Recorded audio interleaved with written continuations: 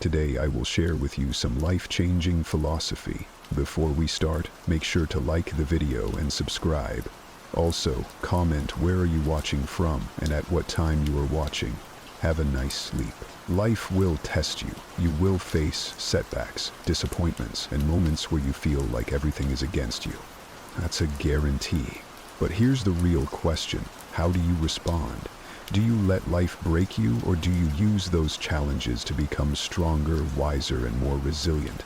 Mentally strong people don't crumble under pressure. They don't allow fear, doubt, or negativity to control them. Instead, they build a mindset that allows them to face anything with clarity, confidence, and inner peace. This isn't about pretending life is easy. It's about mastering yourself so that no matter what happens, you remain unshaken. The ancient Stoics understood this better than anyone. Marcus Aurelius, the most powerful man of his time, wrote to himself every day, reminding himself that life is unpredictable, that hardships are inevitable, but that his response was always within his control. He knew that true strength doesn't come from avoiding difficulties, but from training your mind to rise above them. And that's exactly what we're going to talk about today. The 6 habits that separate the mentally strong from everyone else. These aren't just theories, they're practical, battle-tested principles that you can start applying today to build an unshakable mindset. So stay with me until the very end, because every single point we're about to discuss is crucial. Don't skip around or you'll miss the key that could change everything for you. And if you appreciate what we're doing here, there's one simple free favor I'll ask. Hit that subscribe button. It takes a second, but it makes a huge difference in helping us keep bringing you valuable content. Now, let's dive in. Nothing in life stays the same. The seasons change, people come and go, and the world keeps moving, whether we're ready for it or not. Yet so many of us resist change as if clinging to what's familiar will somehow stop the inevitable. But let me ask you this. Has holding on ever made life easier, or has it only made transitions more painful? We fear change because it forces us out of our comfort zones. It disrupts our routines, shakes our sense of control, and makes us question where we're headed. But here's the truth. Change is not the enemy. The real danger lies in resisting it, because the more you fight against reality, the more suffering you create for yourself. The ancient Stoics understood this well. They didn't waste energy wishing things were different. Instead, they trained themselves to adapt, to see every shift in life as an opportunity rather than a threat. Marcus Aurelius, one of the greatest Stoic philosophers, ruled an empire during war, plague, and betrayal. He could have spent his days complaining, asking, "Why is this happening to me?" But instead, he reminded himself, the impediment to action advances action. What stands in the way becomes the way. In other words, the very obstacles we fear are often the path forward. If we learn to work with change instead of against it, we become stronger, wiser, and more capable of handling whatever life throws at us. Think about it. When has something unexpected forced you to grow? Maybe it was losing a job, ending a relationship, or moving to a new place. At first, it probably felt overwhelming, even painful, but looking back, didn't it also shape you into who you are today? The problem is, we only see the wisdom in change after we've survived it. But what if we could shift our mindset while we're going through it? What if instead of resisting, we asked ourselves, what is this teaching me? How can I use this to my advantage?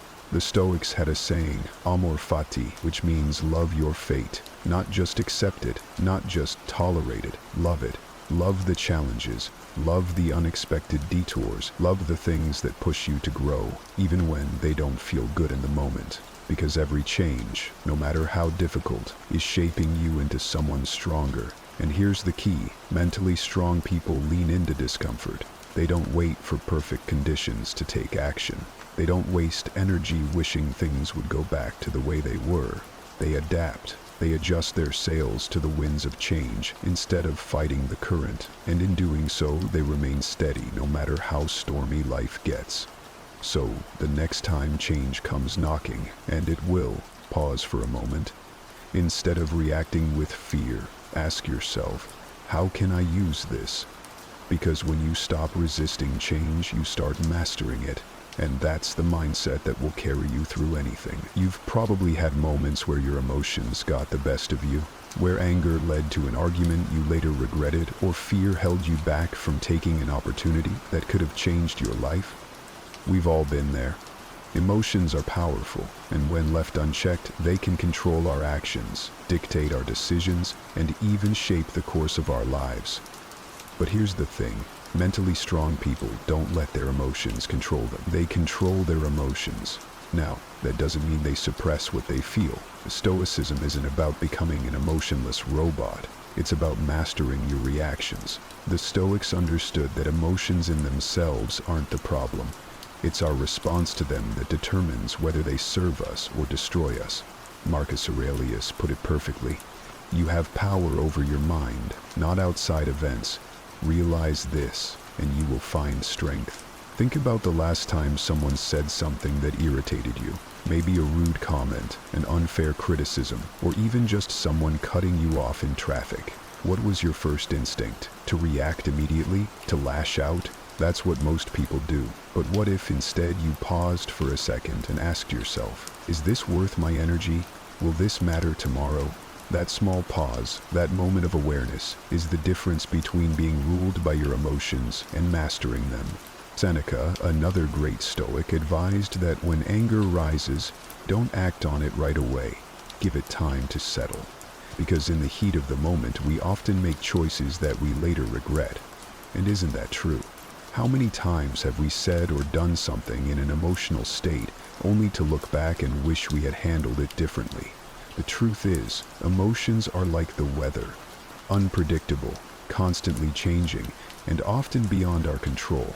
But just like a sailor doesn't try to control the wind, we shouldn't try to suppress our emotions. Instead, we should learn to navigate them. A skilled sailor adjusts their sails, knowing that the storm will pass. And in the same way, mentally strong people acknowledge their emotions, but refuse to let them steer the ship. Now, does this mean we should ignore how we feel? Not at all. The Stoics weren't about denying emotions, but rather understanding them. When fear shows up, ask, what is this fear trying to tell me? When sadness appears, ask, what lesson is hidden here? Emotions can be teachers if we learn to listen without letting them take over. And here's where it gets really powerful. Once you realize that you decide how to respond, nothing can shake you. Insults lose their sting. Failures become stepping stones. Unexpected events no longer throw you off balance because you understand that your power lies in your reaction, not in the event itself. So the next time you feel anger, fear, or frustration rising, pause. Take a deep breath. Remind yourself that you are in control. Your emotions do not define you, your actions do. And the stronger your ability to manage your emotions, the stronger you become in every aspect of life. Your time and energy are your most valuable resources, yet they're also the easiest to give away. Every day people pull you in different directions. Work demands your attention. Friends ask for favors, family needs your support, and social media constantly fights for a piece of your mind. Before you know it, you're exhausted, stretched thin, and left with nothing for yourself. But here's the truth. Mentally strong people don't let the world dictate where their energy goes. They set boundaries and protect their space like their life depends on it, because in many ways it does. The Stoics understood this well. They believed that our most precious asset isn't money or possessions. It's our inner peace.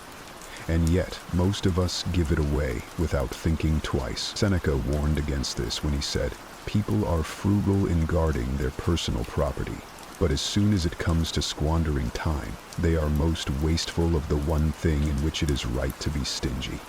Think about that for a moment. If someone tried to take money from your pocket, you'd resist.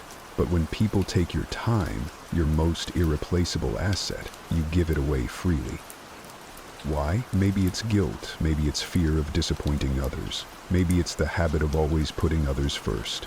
But here's the thing, saying yes to everyone else all the time means saying no to yourself. And mentally strong people don't do that. They understand that without clear boundaries, they'll never have the time or energy to focus on what truly matters, whether that's their goals, their health, or their peace of mind. So, How do you start setting boundaries?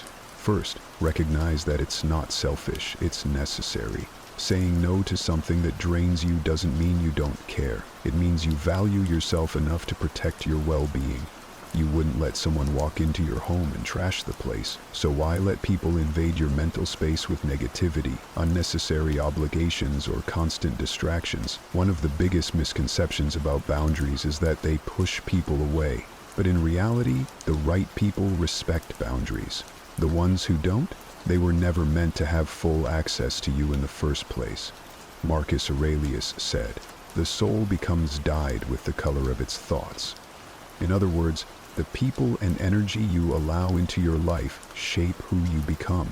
If you surround yourself with constant stress, drama, and obligations that don't serve you, don't be surprised if you feel drained, anxious, or lost. Now let's talk about practical ways to set boundaries. First, identify what truly matters to you. What are your priorities? What fuels your energy instead of depleting it?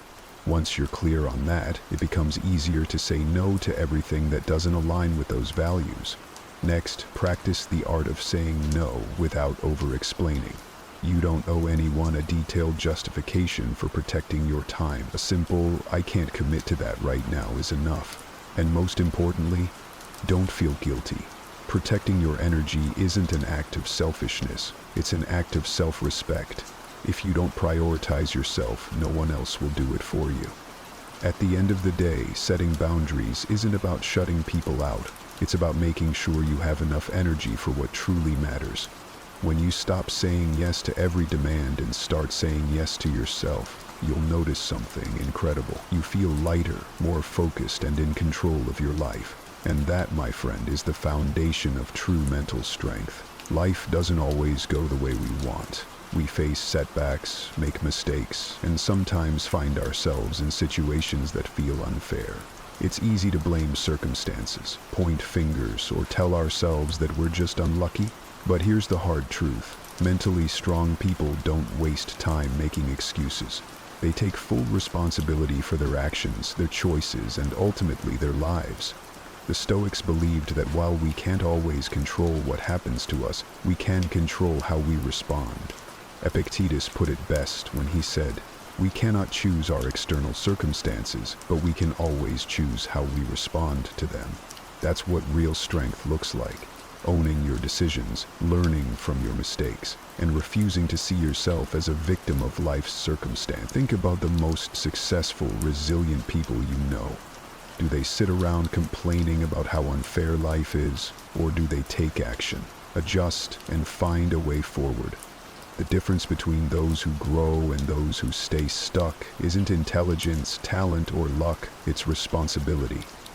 When you own your actions, you take back your power. When you blame others, you give that power away. Now, taking responsibility doesn't mean being overly critical of yourself or beating yourself up for past mistakes. That's not the point. The goal isn't to drown in guilt, it's to learn and improve. Seneca, one of the greatest Stoic thinkers, believed that every failure was an opportunity for self-reflection. He advised that at the end of each day we should review our actions and ask, what did I do well? What could I have done better? What will I improve tomorrow? That's how you grow, not by avoiding mistakes, but by using them as stepping stones. Here's a simple but powerful exercise. Think of a challenge you're facing right now. Maybe it's a financial issue, a relationship struggle, or a personal goal you haven't achieved yet. Instead of blaming external factors, ask yourself, what part of this is within my control? What actions can I take to improve this situation? It's a shift in mindset that changes everything. The truth is, life will throw obstacles your way. You'll face difficult people, unexpected problems, and moments where things feel unfair. But the strongest people, the ones who truly thrive, are the ones who don't waste energy complaining. They adapt, they take ownership, they look at every setback as a lesson, not a punishment. So the next time you catch yourself making an excuse, pause. Ask yourself, is this helping me or is it holding me back? Because at the end of the day, no one else is responsible for your success, your happiness, or your growth. That's on you. And once you fully embrace that truth, you become unstoppable. We are often our own worst critics. When we make a mistake, fall short of our goals, or struggle with something, the voice inside our head can be ruthless. Why did I mess up again? I should be doing better. I'll never get this right. If someone spoke to us the way we sometimes speak to ourselves, we wouldn't tolerate it. Yet, for some reason we allow that harsh inner dialogue to run unchecked. But here's the truth. Mentally strong people don't tear themselves down. They practice self-compassion, not self-criticism. The Stoics had a deep understanding of human imperfection. They didn't expect themselves or anyone else to be flawless. Instead, they focused on progress, on learning, on growing, on improving. Marcus Aurelius in Meditations reminded himself, "When you arise in the morning, think of what a privilege it is to be alive, to think, to enjoy, to love." That's a powerful shift in perspective. Instead of dwelling on past mistakes, the Stoics encourage people to wake up each day with a renewed sense of purpose and self-acceptance. Think about this. When a friend makes a mistake, what do you say? You probably encourage them, remind them that they are human, and tell them to learn from it and move forward. Now, why don't we do the same for ourselves? Why do we hold ourselves to impossible standards, expecting perfection while accepting the flaws of others? Self-compassion isn't about making excuses. It's about treating yourself with the same kindness and understanding that you would offer a close friend. Let's be real. You will make mistakes. You will have days where you feel like you're failing, where nothing seems to go right. But beating yourself up over it doesn't make you better. It makes you hesitant, fearful, and doubtful of your own abilities. The Stoics believed that the mind is like a garden. What you plant is what grows. If you constantly feed it negative thoughts, don't be surprised when self-doubt takes over. But if you practice self-compassion, you create an environment where resilience, confidence, and self-respect can flourish. So, how do you start? First, pay attention to your inner dialogue. When you catch yourself in negative self-talk, stop.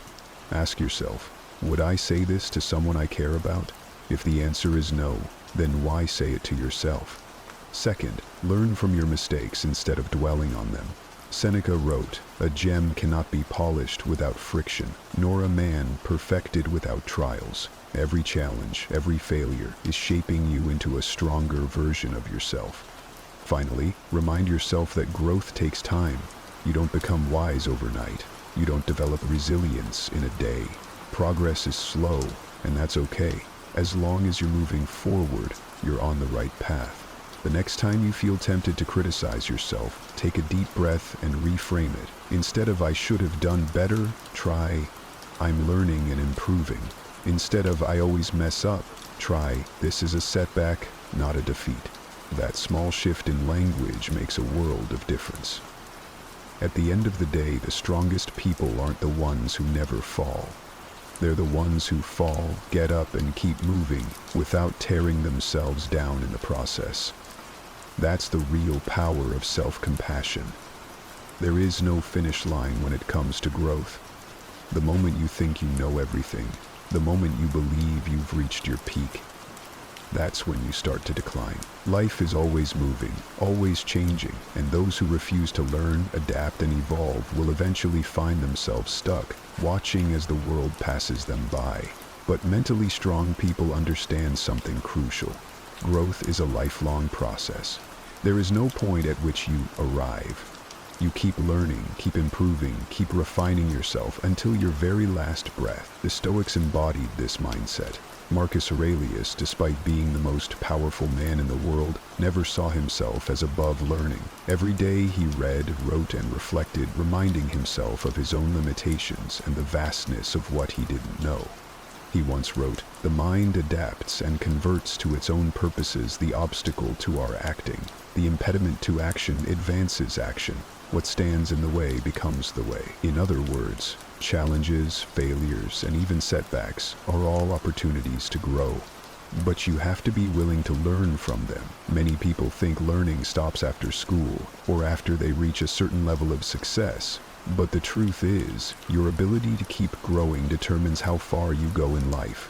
The moment you stop challenging yourself, stop seeking new knowledge, stop stepping outside your comfort zone, that's when you start to stagnate. And stagnation for a strong mind is worse than failure, because at least failure teaches you something. Stagnation just keeps you in the same place, year after year, wondering why nothing is changing. So, how do you make lifelong learning a habit? First, develop intellectual humility. Understand that no matter how much you know, there is always more to learn. Seneca believed that wisdom is not in knowing all the answers, but in seeking them relentlessly. He wrote, "As long as you live, keep learning how to live." That means reading books, having deep conversations, and studying new skills, not because you have to, but because growth itself is the reward. Second, embrace failure as part of the learning process. People who are afraid of looking foolish, of making mistakes, of stepping into the unknown, they never grow. Why? Because they avoid the very experiences that teach the most. Every time you fail, every time you struggle, you gain something invaluable, wisdom. But only if you choose to see failure as a lesson rather than a defeat. Third, challenge yourself to step outside your comfort zone regularly. Growth doesn't happen in routine, it happens in discomfort, in uncertainty, in the moments when you don't have all the answers. The Stoics believed that we should seek out difficult things, not because suffering is the goal, but because growth is. Epictetus taught that we should train our minds the way an athlete trains their body, through discipline, challenge, and continuous improvement. And finally, never let ego stop you from evolving. One of the biggest barriers to learning is thinking you already know enough. The wisest people never assume they have it all figured out. They ask questions. They listen more than they speak.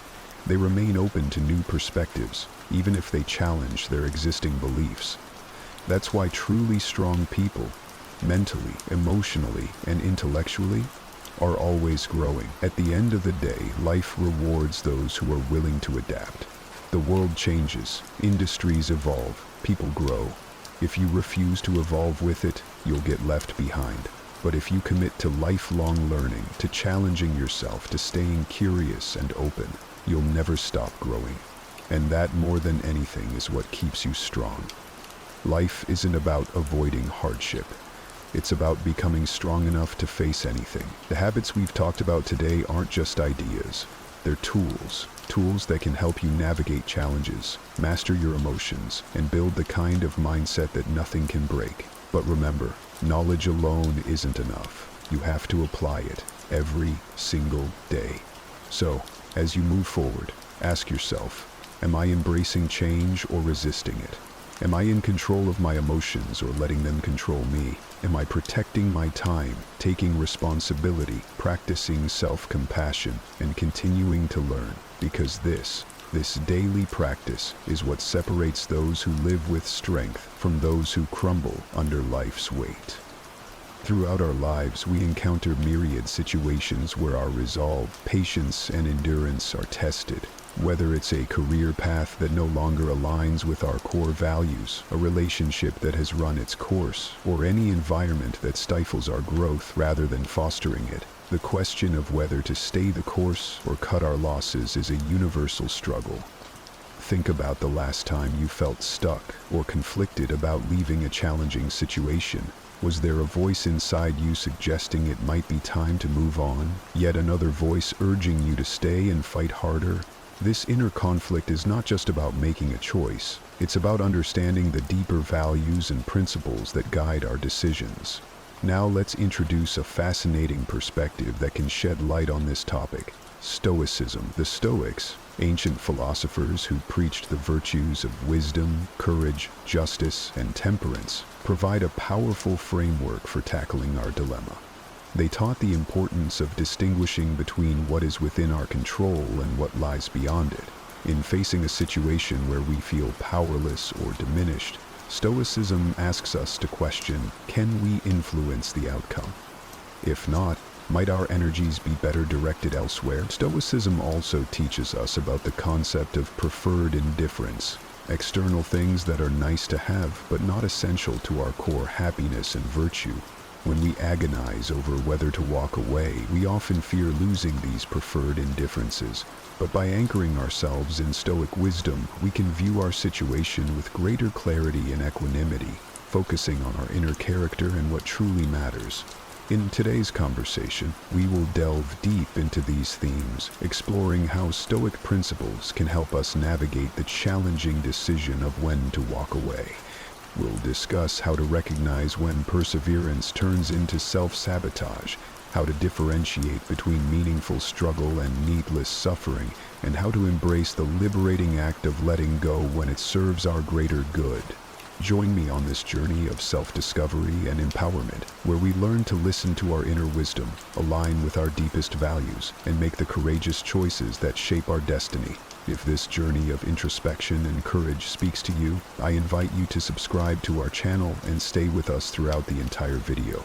Every moment is crafted to inspire and empower you, and I promise you won't want to miss a single part of this transformative exploration. So grab a cup of tea, settle in, and let's start this meaningful conversation together. When we talk about walking away, what images or scenarios come to your mind?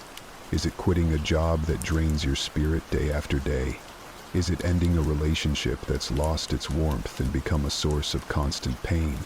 Or perhaps it's stepping back from a long-cherished dream that, despite your best efforts, remains frustratingly out of reach. The decision to walk away can manifest in countless aspects of our lives, each with its unique challenges and implications.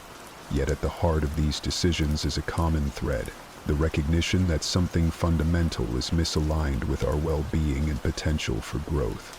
But why is making this decision so fraught with difficulty and hesitation?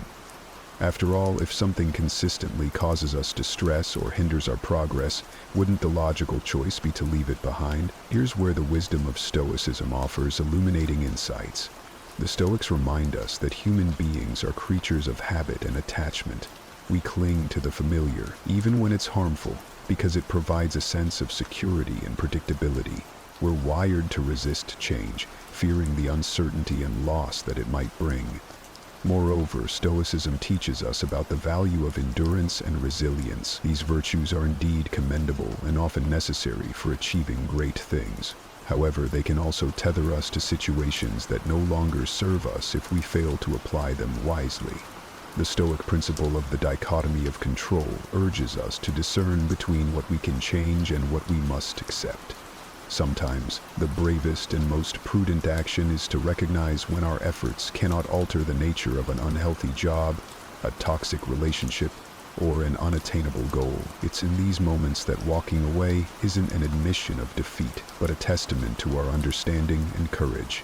Yet defining the issue of when to walk away is not about prescribing a one-size-fits-all answer. It's about encouraging a deep personal inquiry into our lives. It's about asking ourselves, are we holding on to something because it truly enriches us? Or are we driven by fear, inertia, or misplaced loyalty? Are we sacrificing our peace and potential for the sake of an illusory security or a misguided sense of duty? Stoicism teaches us to focus on living in harmony with nature, which includes our own nature, understanding our emotions and responding to life's challenges with virtue and reason. But how does this relate to knowing when to walk away? At its core, Stoicism helps us differentiate between what we can control and what we cannot. It encourages us to invest our energy wisely, focusing on our actions, attitudes, and responses rather than external outcomes beyond our control. Consider a situation where you're faced with persistent unhappiness or frustration. Perhaps it's a job that conflicts with your values or a relationship that's become toxic. Stoicism would urge you to ask, can I change this situation? Do I have power over these external circumstances? If the answer is no, the philosophy would then guide you toward accepting what you cannot change and contemplating whether staying in the situation aligns with living a virtuous and contented life. Now let's weave in another Stoic concept, the idea of amor fati, or love of fate. This principle encourages us to embrace whatever life throws at us, finding the opportunity for growth and learning in every situation. However, loving our fate doesn't mean resigning ourselves to endure unnecessary suffering or clinging to situations that diminish our well-being. Instead, it's about recognizing when our struggles serve a purpose and when they merely hold us back from realizing our potential. Through a Stoic lens, walking away is not about escaping challenges or shirking responsibility. It's about making a reasoned choice to direct our lives toward what is truly good for us, which sometimes means letting go of what we cannot change to focus on what we can.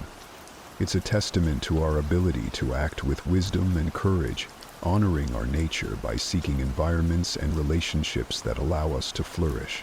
As we further explore these theoretical perspectives, we'll delve into specific Stoic teachings and how they can inform our decisions at life's crossroads. We'll discuss how embracing Stoic virtues, wisdom, justice, courage, and moderation can empower us to make choices that resonate with our deepest values and aspirations. Have you ever heard the saying, "Experience is the best teacher"? Well, it's true. Learning from real-life situations can profoundly impact our understanding and decision-making. When we muster the courage to walk away from situations that no longer serve us, we're not just turning our backs on something, we're stepping forward into new possibilities. But what exactly are these benefits? How does walking away open up avenues for personal growth and happiness? And how does Stoicism, with its deep roots in wisdom and virtue, help us appreciate these benefits even more? Firstly, walking away can lead to a profound sense of liberation. Imagine the weight lifting off your shoulders when you finally release a burden you've been carrying, perhaps a toxic relationship, a stifling job, or an unattainable goal. This newfound freedom allows you to breathe, to realign with your core values, and to invest your energy in pursuits that truly resonate with your authentic self. Stoicism teaches us the value of freedom, not as an external condition, but as an internal state of being. By choosing to walk away, we exercise our freedom to choose our path, embodying the Stoic ideal of living in accordance with nature, our own true nature.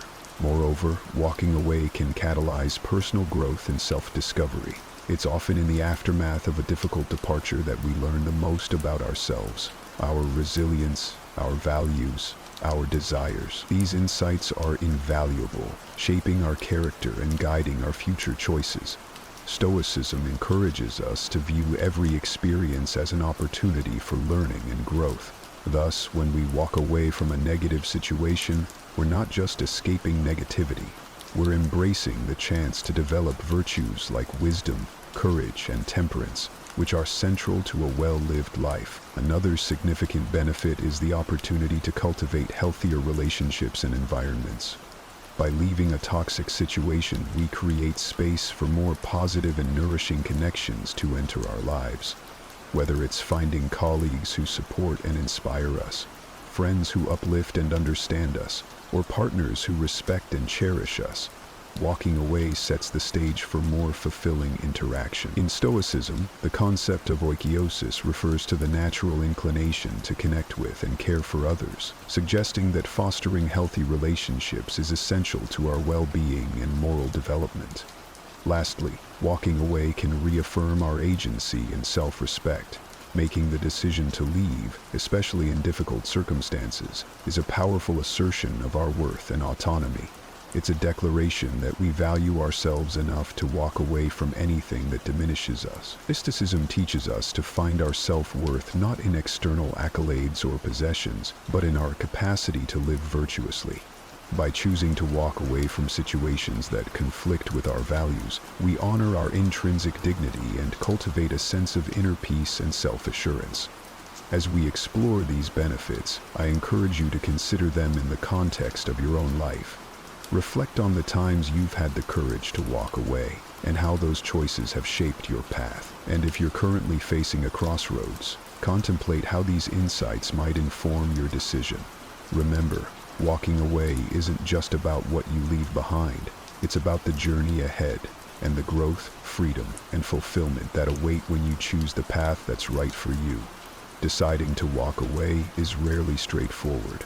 It's a path fraught with challenges and complexities, each demanding our courage, reflection, and discernment. But what exactly makes this decision so daunting? And how can Stoic philosophy help us navigate these turbulent waters with greater clarity and resilience?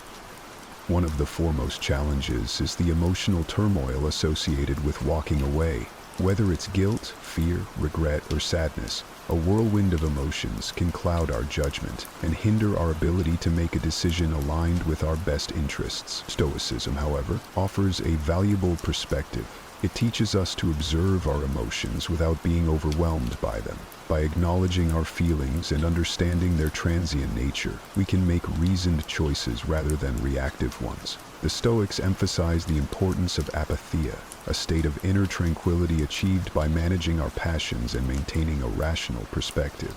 This doesn't mean becoming emotionless, but rather developing the emotional resilience to face difficult decisions with composure and clarity. Another significant challenge is the fear of the unknown. Walking away often means stepping out of our comfort zone and into uncertain territory. What lies ahead? Will we regret our decision? Such questions can be paralyzing, yet Stoicism encourages us to embrace uncertainty as an inherent part of life. It teaches us to focus on the present, doing our best with what's within our control and accepting what's beyond it. By cultivating a sense of detachment from outcomes, what the Stoics call ataraxia, or undisturbedness, we can overcome the fear of the unknown and move forward with confidence in our ability to adapt and thrive, regardless of circumstances. Moreover, societal expectations and pressures can make it difficult to walk away. We may worry about judgment from others, disappointing those we care about, or defying cultural norms. Here, Stoicism reminds us of the importance of living according to our own values and judgments, rather than being swayed by external opinions. The Stoic principle of autonomy asserts our right to govern ourselves, making decisions based on our reasoned understanding of what's good and right. By honoring our inner compass and standing firm in our convictions, we can navigate societal pressures with integrity and authenticity. Lastly, there's the challenge of letting go of what we've invested, our time, energy, emotions, or resources. This is where the Stoic concept of impermanence can guide us. Recognizing that everything is subject to change and loss helps us loosen our grip on the status quo and make peace with the necessity of moving on. It encourages us to find fulfillment not in external circumstances, but in our capacity to live virtuously, irrespective of our situation. As we consider these challenges and considerations, let's reflect on how Stoicism not only illuminates the obstacles we face, but also empowers us to confront them with wisdom, courage, and equanimity. Remember, the decision to walk away is a deeply personal and often difficult one, but by anchoring ourselves in Stoic principles, we can approach it with greater clarity, strength, and a sense of peace, knowing that it's a step toward honoring our true selves and cultivating a life of genuine flourishing.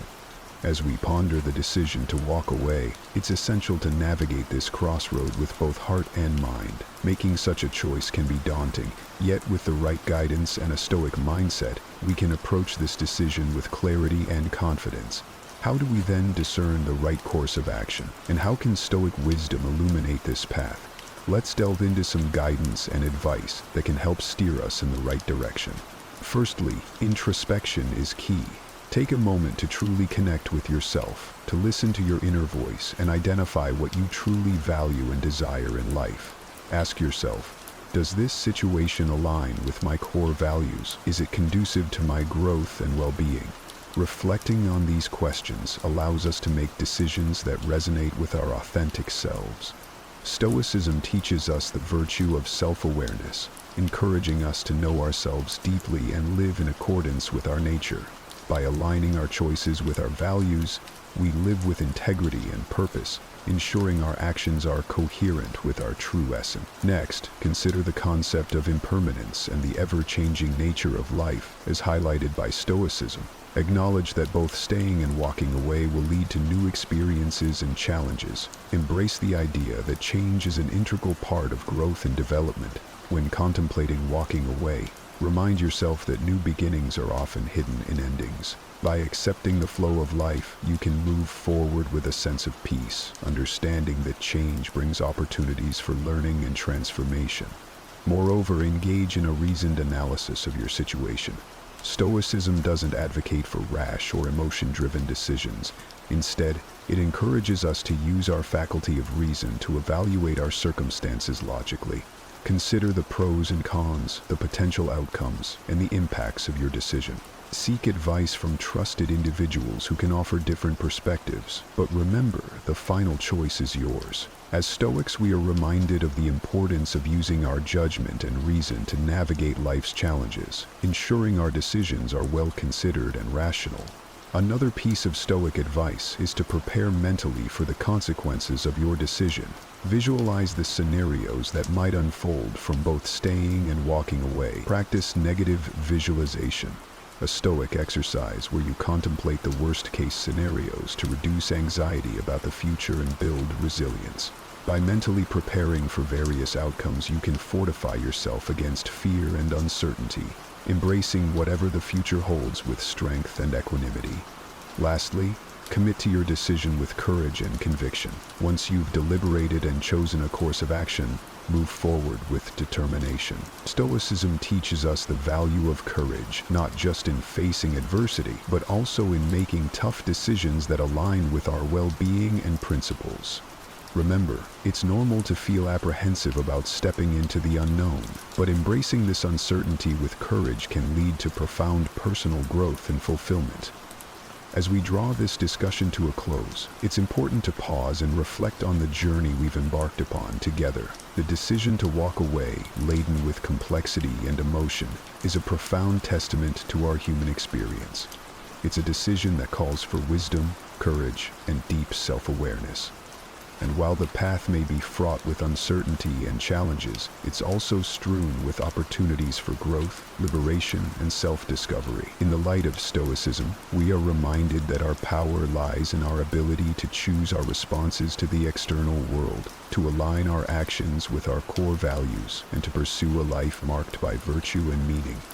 Stoicism doesn't just offer philosophical musings. It provides practical tools and a robust framework to live a fulfilled and resilient life. It teaches us that while we cannot control external events, we have the utmost control over our judgments, intentions. As you stand at the crossroads, considering whether to stay or to walk away, remember the Stoic virtues: wisdom, to discern the best path; courage, to follow through on your decision; justice, to consider the impact on yourself and others; temperance, to maintain balance and self-control amidst change. Embrace the Stoic practice of reflection, envisioning the kind of life you wish to lead and the person you aspire to be. Let these insights illuminate your path, whether it leads you to stay and persevere or to step into the unknown with faith in your heart and clarity in your mind. Remember, walking away is not an end, but a beginning, a chance to realign with your authentic self, to cultivate new relationships and experiences, and to grow in ways you never thought possible. As Marcus Aurelius, a Stoic emperor and philosopher, once said, "The best revenge is to be unlike him who performed the injury." If you have been wronged, or if a situation no longer serves your highest good, choose to respond not with bitterness or regret, but with strength, dignity, and a forward-looking gaze. In conclusion, whether you choose to walk away or to stay, do so with deliberation and purpose. Let your decision reflect your deepest values and aspiration, and as you move forward, carry with you the lessons of Stoicism. That peace comes from within, that we are the architects of our reality, and that every choice we make is an opportunity to cultivate virtue, resilience, and joy. In a world where every smile hides deeper thoughts, and every handshake means more than just a greeting, it's easy to overlook the true nature of a person. Today, we'll dive into the hidden layers of trust and deception, exploring the complexities of human relationships. The Stoics remind us that while we can't control the actions of others, we can control how we respond and understand them, which shapes our connections. Join me as we uncover the hidden forces in everyday interactions and learn the wisdom that can help us live not only successful, but truly meaningful lives. Stick with us, and by the end, you'll have a clearer understanding of how to approach the world, not just carefully, but with true insight. If you appreciate what we're doing, a quick, free favor I'll ask is for you to hit the subscribe button. Also, make sure you don't skip any part of the video to fully grasp the valuable insights and stories we're about to share. Let's dive in. Number 1. The constant critic. This person seems to have made it their mission to find fault in everything around them. Every project you undertake, every idea you propose, every aspect of your personality might never seem good enough for them. Their feedback, often lacking the warmth of constructive criticism, feels more like relentless judgment, chipping away at your confidence and self-esteem with each comment. The constant critic often operates under the guise of just being honest or helping you improve. But there's a fine line between helpful criticism and discouraging nitpicking. Their relentless critiques can create a toxic environment where, instead of growing, you find yourself guarding every action, every word, for fear of criticism. This stifles creativity and initiative, making you doubt your abilities and value. Marcus Aurelius once said, "Reject your sense of injury, and the injury itself disappears." This powerful Stoic reminder teaches us not to internalize the harsh words or negative perceptions of others. Stoicism invites us to consider the source of criticism and to reflect on whether there is truth and value in it. If there is something to be learned, use it to your advantage. If not, let it roll off you like water off a duck's back. To deal with a constant critic, it's essential to maintain perspective. Understand that their criticism says more about their own worldviews, insecurities, or personal frustrations than it does about your capabilities or worth. Construct boundaries to protect your mental space. You can listen, assess, and then choose whether to accept or discard their words. Engage with them from a place of strength, acknowledging the feedback without allowing it to diminish your sense of self-worth. In Stoic practice, we learn to focus on our own actions and reactions, which are within our control, rather than attempting to control the opinions or behavior of others, which are not. By applying this principle, you can preserve your inner peace and continue your journey of personal growth, even in the face of constant criticism. Number 2. The manipulative friend. This is someone who at first glance seems to understand you better than anyone else. They nod at all the right moments, and their empathetic smiles seem tailor-made just for you. But as time marches on, a disturbing pattern emerges.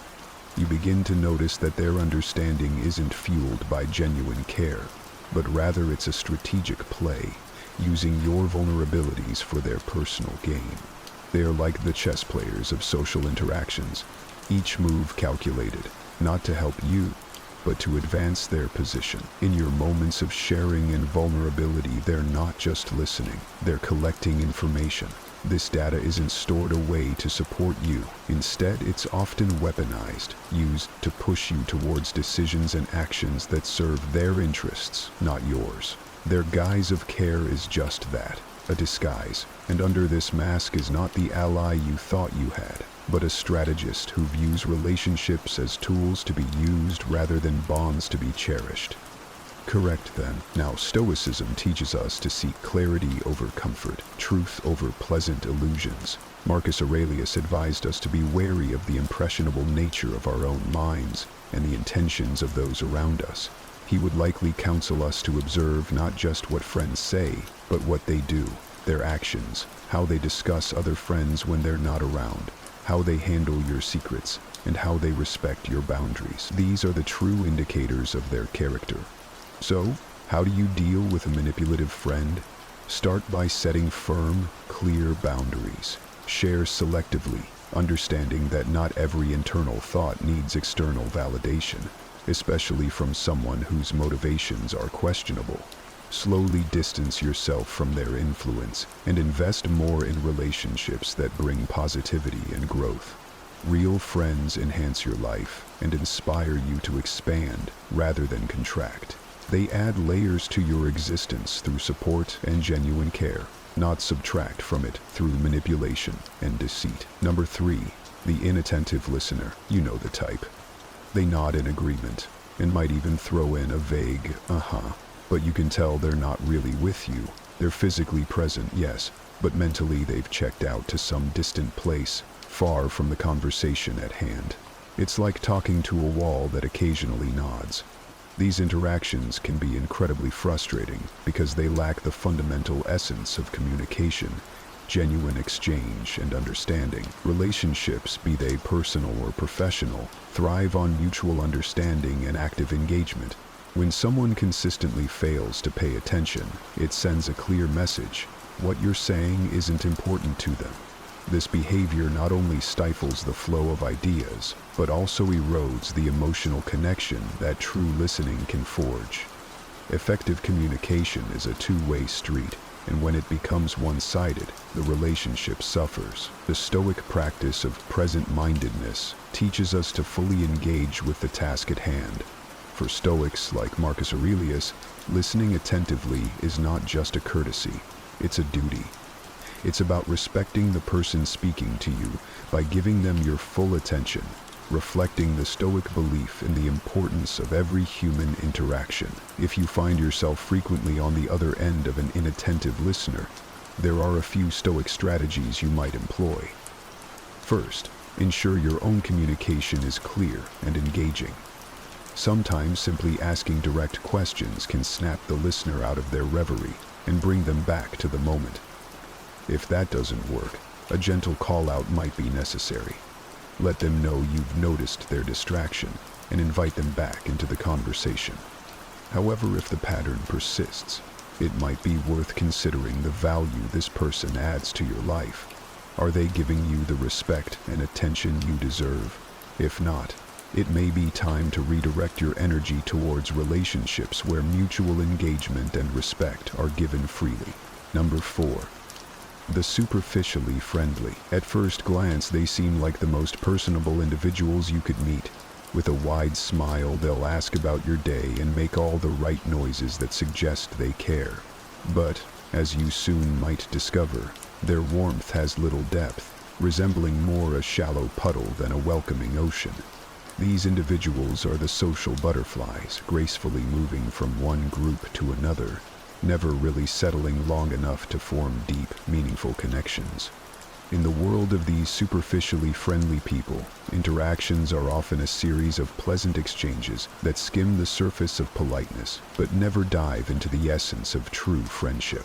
They might be present at every party and appear in all your social circles, but when the chips are down, their presence is often as fleeting as their commitment. True friendship, as we know, isn't just about sharing laughs in the sunlight. It's about standing together in the storm, something these individuals may find too daunting. Stoicism teaches us the importance of genuine relationships and the value of a small circle of close friends over a wide network of acquaintances. Seneca emphasized the quality of friendships rather than quantity. He advocated for relationships where mutual respect and sincerity prevail, guiding us to seek friends who mirror our own values and who provide a stable, reliable presence in our lives. To navigate the realm of the superficially friendly, it's crucial to recognize the signs early. Enjoy their company if you must, in those light-hearted moments that require nothing more than casual interaction. However, invest your emotional energy wisely. Reserve the depths of your trust and the details of your vulnerabilities for those who have proven themselves in times of both joy and adversity. Cultivating discernment in your social interactions isn't just wise, it's necessary to protect your emotional well-being and ensure that your circle remains authentic. Number 5. The constant irritator. This person seems to have mastered the art of irritation.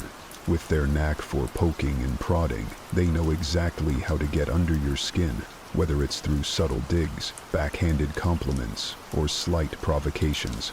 They engage in a sort of emotional chess game. Their goal? To unsettle you, to knock you off balance. For their amusement or advantage, the constant irritator thrives on the reaction they can elicit from you. Each annoyed glance, each sigh of frustration is a win for them, a testament to their ability to manipulate the emotional currents around them. This can be incredibly draining, as it feels like you must constantly guard against their next move, always bracing for the small yet persistent annoyances they create. However, here is where the Stoic teachings can become your stronghold. Stoicism tells us that external events and people's actions don't upset us. Rather, it's our judgments about them that do. Marcus Aurelius wrote, "You have power over your mind, not outside events. Realize this, and you will find strength."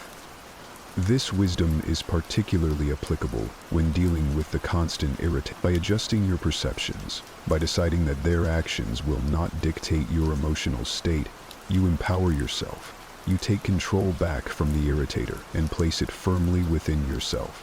Practicing this Stoic detachment involves recognizing the intent behind their irritations. Once you see that their behavior is designed to unbalance you, you can choose not to let it affect you. Imagine their words and actions losing power, fading into the background noise of your life. It's not about ignoring them or pretending the irritation doesn't exist, but rather about changing your response to it. You can acknowledge their attempt to unsettle you without granting them the victory of seeing you perturbed. Engaging with a constant irritator thus becomes less about confronting each irritation and more about maintaining your inner peace. This is the ultimate demonstration of strength. Not that you never feel irritated, but that you can move beyond it, preserving your tranquility amidst the storm they try to stir. Number 6. The empathy-lacking individual. This type of person can be particularly challenging to deal with because they seem almost blind to the emotional landscapes of others. They navigate through life focused solely on their own needs and goals, often at the expense of those around them. Their conversations may center overwhelmingly on their achievements, their problems, and their perspectives, with little regard for anyone else's. In interactions with an empathy-lacking individual, you might find that your feelings and experiences are consistently dismissed or outright ignored. This isn't just about a lack of emotional intelligence. It's a fundamental disconnect in recognizing and valuing the humanity in others.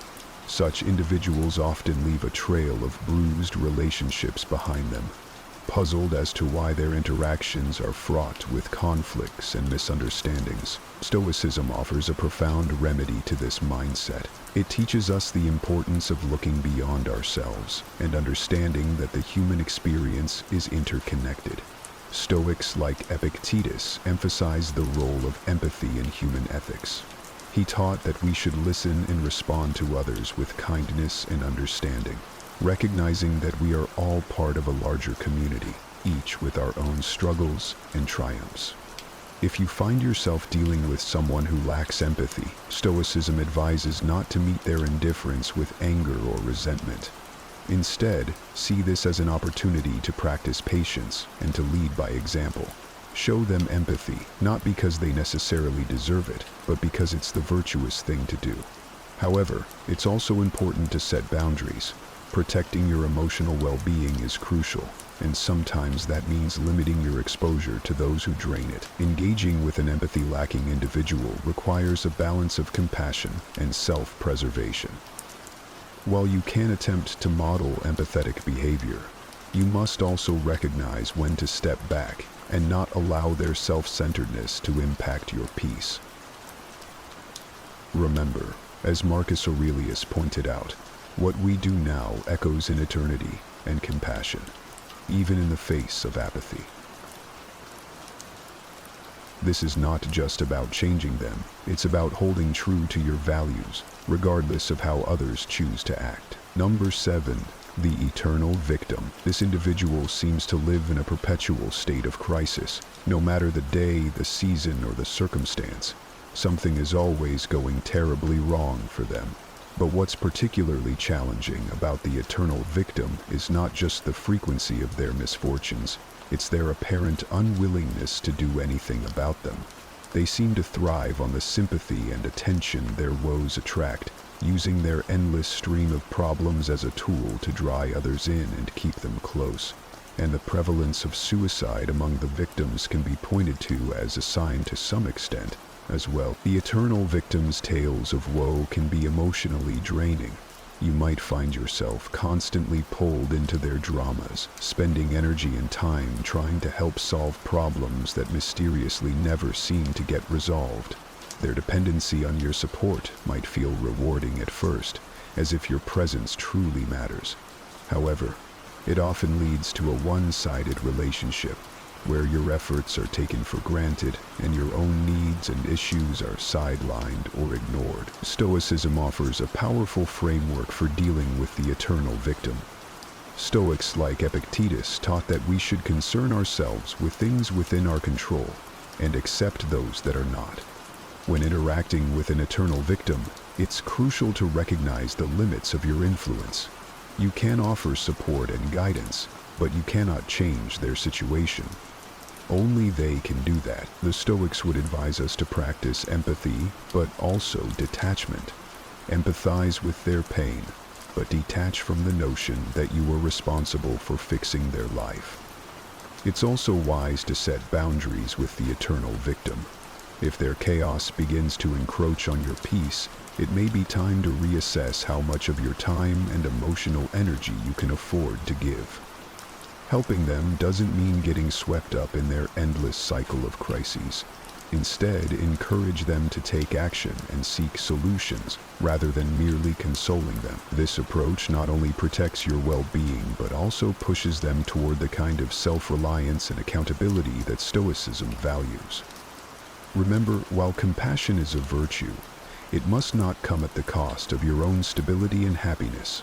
The Stoics believed in the importance of inner peace and equanimity, and maintaining these in the face of another's perpetual chaos is both a challenge and a practice in Stoic philosophy.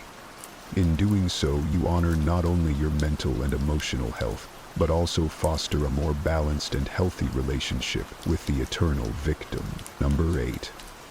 The toxic individual. This person is often a complex blend of many negative traits, each more damaging than the last. They might exhibit behaviors like manipulation, constant negativity, jealousy, or dishonesty.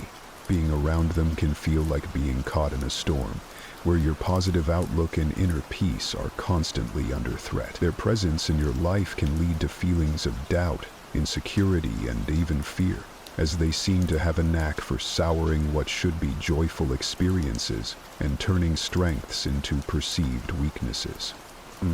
This person is often a complex blend of many negative traits, each more damaging than the last. They might exhibit behaviors like manipulation, constant negativity, jealousy, or dishonesty. Being around them can feel like being caught in a storm, where your positive outlook and inner peace are constantly under threat. Their presence in your life can lead to feelings of doubt, insecurity, and even fear, as they seem to have a knack for souring what should be joyful experiences and turning strengths into perceived weaknesses. Dealing with a toxic individual is challenging because their influence can seep into various aspects of your life, clouding your judgment and affecting your interactions with others. They often create an environment where you're always on the defensive, always having to shield yourself from their next negative outburst or manipulative tactic. This can be exhausting and deeply unsettling, challenging your mental and emotional stability. Epictetus offers wisdom that is particularly applicable when dealing with toxic people. It's not what happens to you, but how you react to it that matters. This guidance encourages us to focus on our responses rather than trying to change the toxic individual. It reminds us that our power lies in our reactions, our decisions, and our ability to maintain self-retrieve in the face of adversity. Social distancing. Implementing this Stoic approach involves setting firm boundaries with the toxic person. Clearly define what is not acceptable in their behavior towards you and be consistent in enforcing these limits. It's crucial to protect your space and peace of mind. If the toxic behavior continues despite your efforts, it may be necessary to distance yourself entirely from the individual. While this can be a difficult decision, especially if the toxic person is a close friend or family member, it's sometimes the healthiest choice you can make. Surround yourself with people who uplift you and encourage your growth. Cultivate relationships that bring positivity, mutual respect, and genuine support. By doing so, you reinforce your resilience against toxicity and foster an environment where you can thrive. Number 9. The two-faced individual. This person masters the art of duplicity, being charming and friendly to your face, but turning to slander the moment your back is turned. Their skill in wearing different masks for different audiences is disconcerting. They can make you feel like a confidant one moment, and the next, you might overhear them undermining you to others. It's a bewildering and hurtful experience to realize that someone you thought was a friend could so easily betray your trust. The two-faced individual not only strains individual relationships, but can also create a toxic environment around them. Their behavior fosters distrust, conflict, and insecurity among a group, whether it be in a workplace, a circle of friends, or within a family. Their actions are often driven by a desire for personal gain, be it power, influence, or mere amusement at causing disruption. Stoicism teaches us to focus on our own virtue and integrity, and not to be swayed by the deceitful actions of others. Seneca advised to choose our company wisely, asserting that being alone is better than being in bad company. Stoicism also prompts us to reflect on our responses to betrayal. It's natural to feel hurt and angry when you discover someone's duplicity, but Stoics would counsel us to rise above these initial emotional reactions.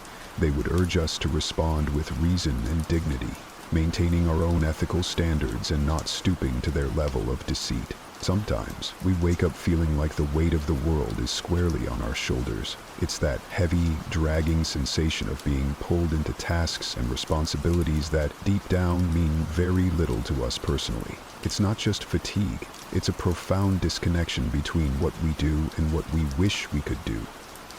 This, my friends, is where stress breathes and flourishes. But what if I told you there's another way, a way that aligns more with the ancient wisdom of Stoicism, teaching us not just to endure, but to thrive by connecting our daily grind to our true passions. Today, we dive deep into transforming our everyday stress into genuine passion. It's not just about scraping by. It's about reshaping our lives to find fulfillment in every task, every challenge, and every seemingly mundane moment. I'm here to share how we can leverage Stoic principles to not only cope with life's pressures, but to radically redefine them. We'll explore how changing our perspective can turn an ordinary day into an extraordinary one. And if you appreciate what we're doing here, showing you a path less traveled by stress and more walked by philosophers, consider this simple, free favor. Hit the subscribe button. Don't skip any part of this video, because each piece builds on the last, crafting a mindset that's not just about surviving, but thriving. Let's get right into it.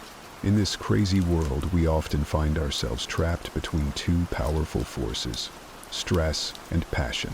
Now, you might be wondering how something as heavy as stress could even exist in the same sentence as something as lively as passion. But here's the thing, both are driven by hard work, yet they lead us down vastly different paths. Stress in the traditional sense comes from grinding away at something that doesn't resonate with our core values or desires. It's like being stuck in traffic while you're already late. It builds anxiety, frustration, and even resentment. It's working late nights on a project that doesn't excite you, attending meetings that drain you, and pushing through a career that feels more like a chore than a choice. This kind of lifestyle can eat away at our well-being, making every day a battle just to keep up. On the flip side, there's passion. When we work with passion, we're fueling our efforts with something that ignites our spirit and aligns with our deeper interests. It could be as simple as coding a new software program, designing a garden, or crafting content for a YouTube channel about Stoicism. Here, even the longest hours seem short, and the hardest work can feel like play. Why? Because it's driven by love, by a genuine interest that ties directly to what makes us tick. But how do you pivot from stress to passion? First, it's about reflection and understanding what truly matters to you. What brings you joy? What are you curious about? What would you do even if you weren't getting paid for it? Start small. You don't need a massive life overhaul overnight. Instead, integrate activities that align with your interests and passions into your daily routine. Let each day be a step towards a life that feels more rewarding and less taxing. Remember, it's not merely about avoiding stress, but transforming it. See each stressful situation as a Stoic would, an opportunity to apply virtue, to practice patience, wisdom, and resilience. Every challenge is a chance to test your passion and commitment to your chosen path. We often hear about finding our why, that deep-rooted purpose that supposedly fuels our every action. But let's take a moment to truly unpack what that means and why it really matters. Having a purpose is not just a lofty ideal reserved for those with visionary ideas. It's a practical tool that each of us can harness to dramatically transform our daily experiences from mundane to meaningful. Think about the last time you felt genuinely excited about getting up in the morning. What was it that stirred that enthusiasm? Was it the promise of working on a project you care deeply about? Or perhaps the opportunity to solve a problem you're passionate about? That's purpose in action. It's powerful because it aligns your daily activities with your larger life goals, making even the smallest tasks feel significant. In Stoicism, there's a strong emphasis on living according to nature, which means recognizing and embracing your role in the bigger picture of life. For Stoics, purpose is about more than just personal fulfillment. It's about contributing to society and improving the lives of others. It's about asking yourself how you can serve, how you can contribute to the greater good, and how each action you take can be a reflection of your deepest values. Now, let's break down how you can start to live more purposefully. First, think about what you value most. Is it creativity, helping others, innovation, leadership, or family? Identifying your values is the first step toward understanding your purpose. Once you have a grasp on your values, you can start to see how they translate into everyday actions. If you value creativity, your purpose might be to bring innovation into your work. If helping others is your calling, maybe your purpose is found in mentoring or volunteering. The trick is not just to stop at knowing your purpose, but to actively integrate it into your life. Which isn't always easy. It requires consistency, effort, and sometimes making tough choices. For instance, you might need to turn down a lucrative job offer if it means straying from your purpose. Or you might need to invest time and money into learning a new skill that aligns more closely with your values. Living with purpose also means being prepared to meet obstacles head-on. Here's where Stoic resilience comes in handy. Stoics expect challenges and embrace them as opportunities to test their resolve and commitment to their values. When you're grounded in your purpose, obstacles become less about stress and more about learning and growth. Don't forget to reflect regularly on your journey. Are your actions still aligned with your purpose? What can you do better? Reflection is crucial because it helps you stay on track and reminds you why you started in the first place. Let's shift our focus a bit and talk about something that's really at the heart of any successful team or relationship: trust. We often get caught up in measuring success through performance metrics. How much was sold, how many goals were achieved, how scores were improved. While performance is important, it's trust that truly holds a team together and pushes everyone toward greatness. Now consider this. You're part of a team where everyone is a top performer, but you wouldn't trust half of them to watch your back in a crunch situation. It doesn't sound like a winning team, does it? That's because high performance, while valuable, can't make up for low trust.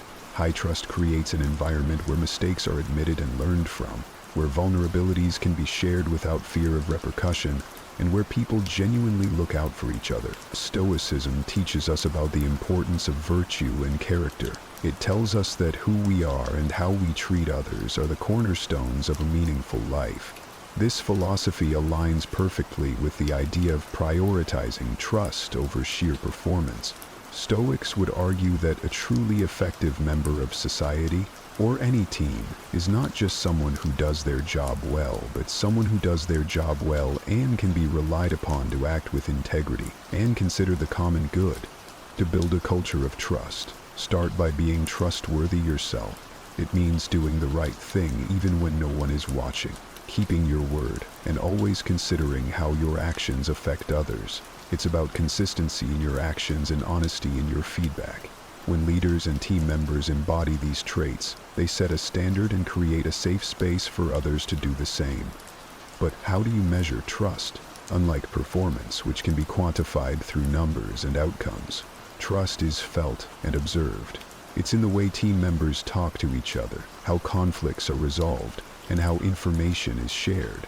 It's about feeling confident that your colleagues will support you, not just when things are going well, but especially when they're not. This doesn't mean that performance should be ignored. Rather, it's about finding a balance where performance is driven by a strong foundation of trust. Think of it as building a house.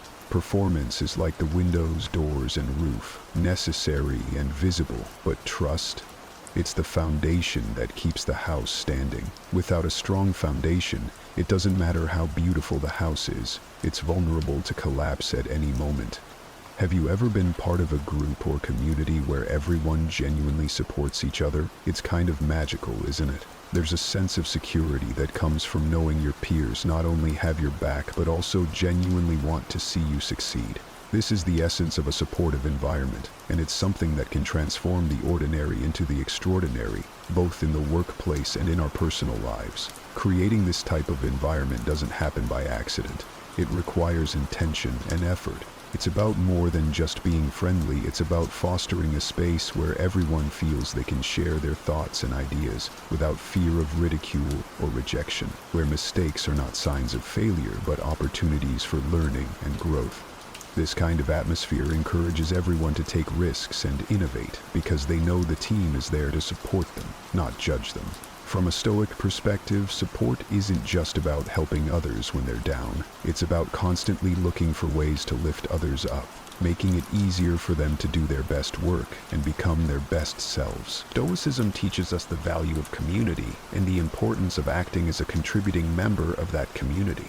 Marcus Aurelius often spoke about the interconnectedness of all people and the idea that what is good for the community is good for the individual. In practical terms, creating a supportive environment can start with something as simple as how we communicate. It's choosing to listen first rather than respond, to ask questions when we don't understand, and to offer help without being asked. It's about recognizing the strengths and weaknesses of others and looking for ways to enable those around you to shine in their roles. Moreover, in such an environment, feedback is given constructively, with the aim of guiding and improving rather than criticizing. Celebrating each other's successes becomes a regular practice, and every milestone is acknowledged, making everyone feel valued and important. This kind of positive reinforcement not only boosts morale but also motivates everyone to keep pushing forward, secure in the knowledge that their contributions are appreciated. But it's not just about the big moments, it's also about the day-to-day interactions. A supportive environment is one where there's a shared understanding that we're all human, all trying to do our best. It's a place where you can be honest about having a bad day and know that you won't be seen as less competent, but rather as a person who might need a little extra support. There's something incredibly powerful about admitting, "I don't know." It opens doors to new knowledge and connections that having all the answers simply can't. This humility to acknowledge our gaps in understanding is not a weakness. Rather, it's a strength that fosters learning and growth. Asking questions, especially those simple ones that often get overlooked, can sometimes change the entire direction of a conversation, a project, or even a company's strategy. In the world of Stoicism, the practice of questioning is deeply valued, not just questioning others, but also ourselves. Stoics believe in the pursuit of wisdom as a fundamental part of life, and what better way to gain wisdom than by asking questions? This isn't about questioning for the sake of argument, but about genuinely seeking to understand the world better. By embracing our curiosity and admitting our ignorance, we open the door to true learning and self-improvement. We invite others to share their knowledge and experiences with us, enriching our understanding and perspectives. Consider how many times you've sat in a meeting, nodding along, not fully grasping the topic. Everyone else seems to get it, so you don't dare speak up for fear of looking foolish. But what if nobody truly understands? What if your courage to ask a clarifying question could provide everyone with a valuable pause? A moment to step back and ensure everyone is on the same page. This is not just about gaining clarity for oneself, but about enhancing collective understanding, a principle deeply aligned with Stoic values of community and mutual support. Asking the right questions can also lead to innovation and problem solving. It encourages a deeper dive into issues, rather than accepting things at face value. In many ways, this questioning can be seen as a form of mental training.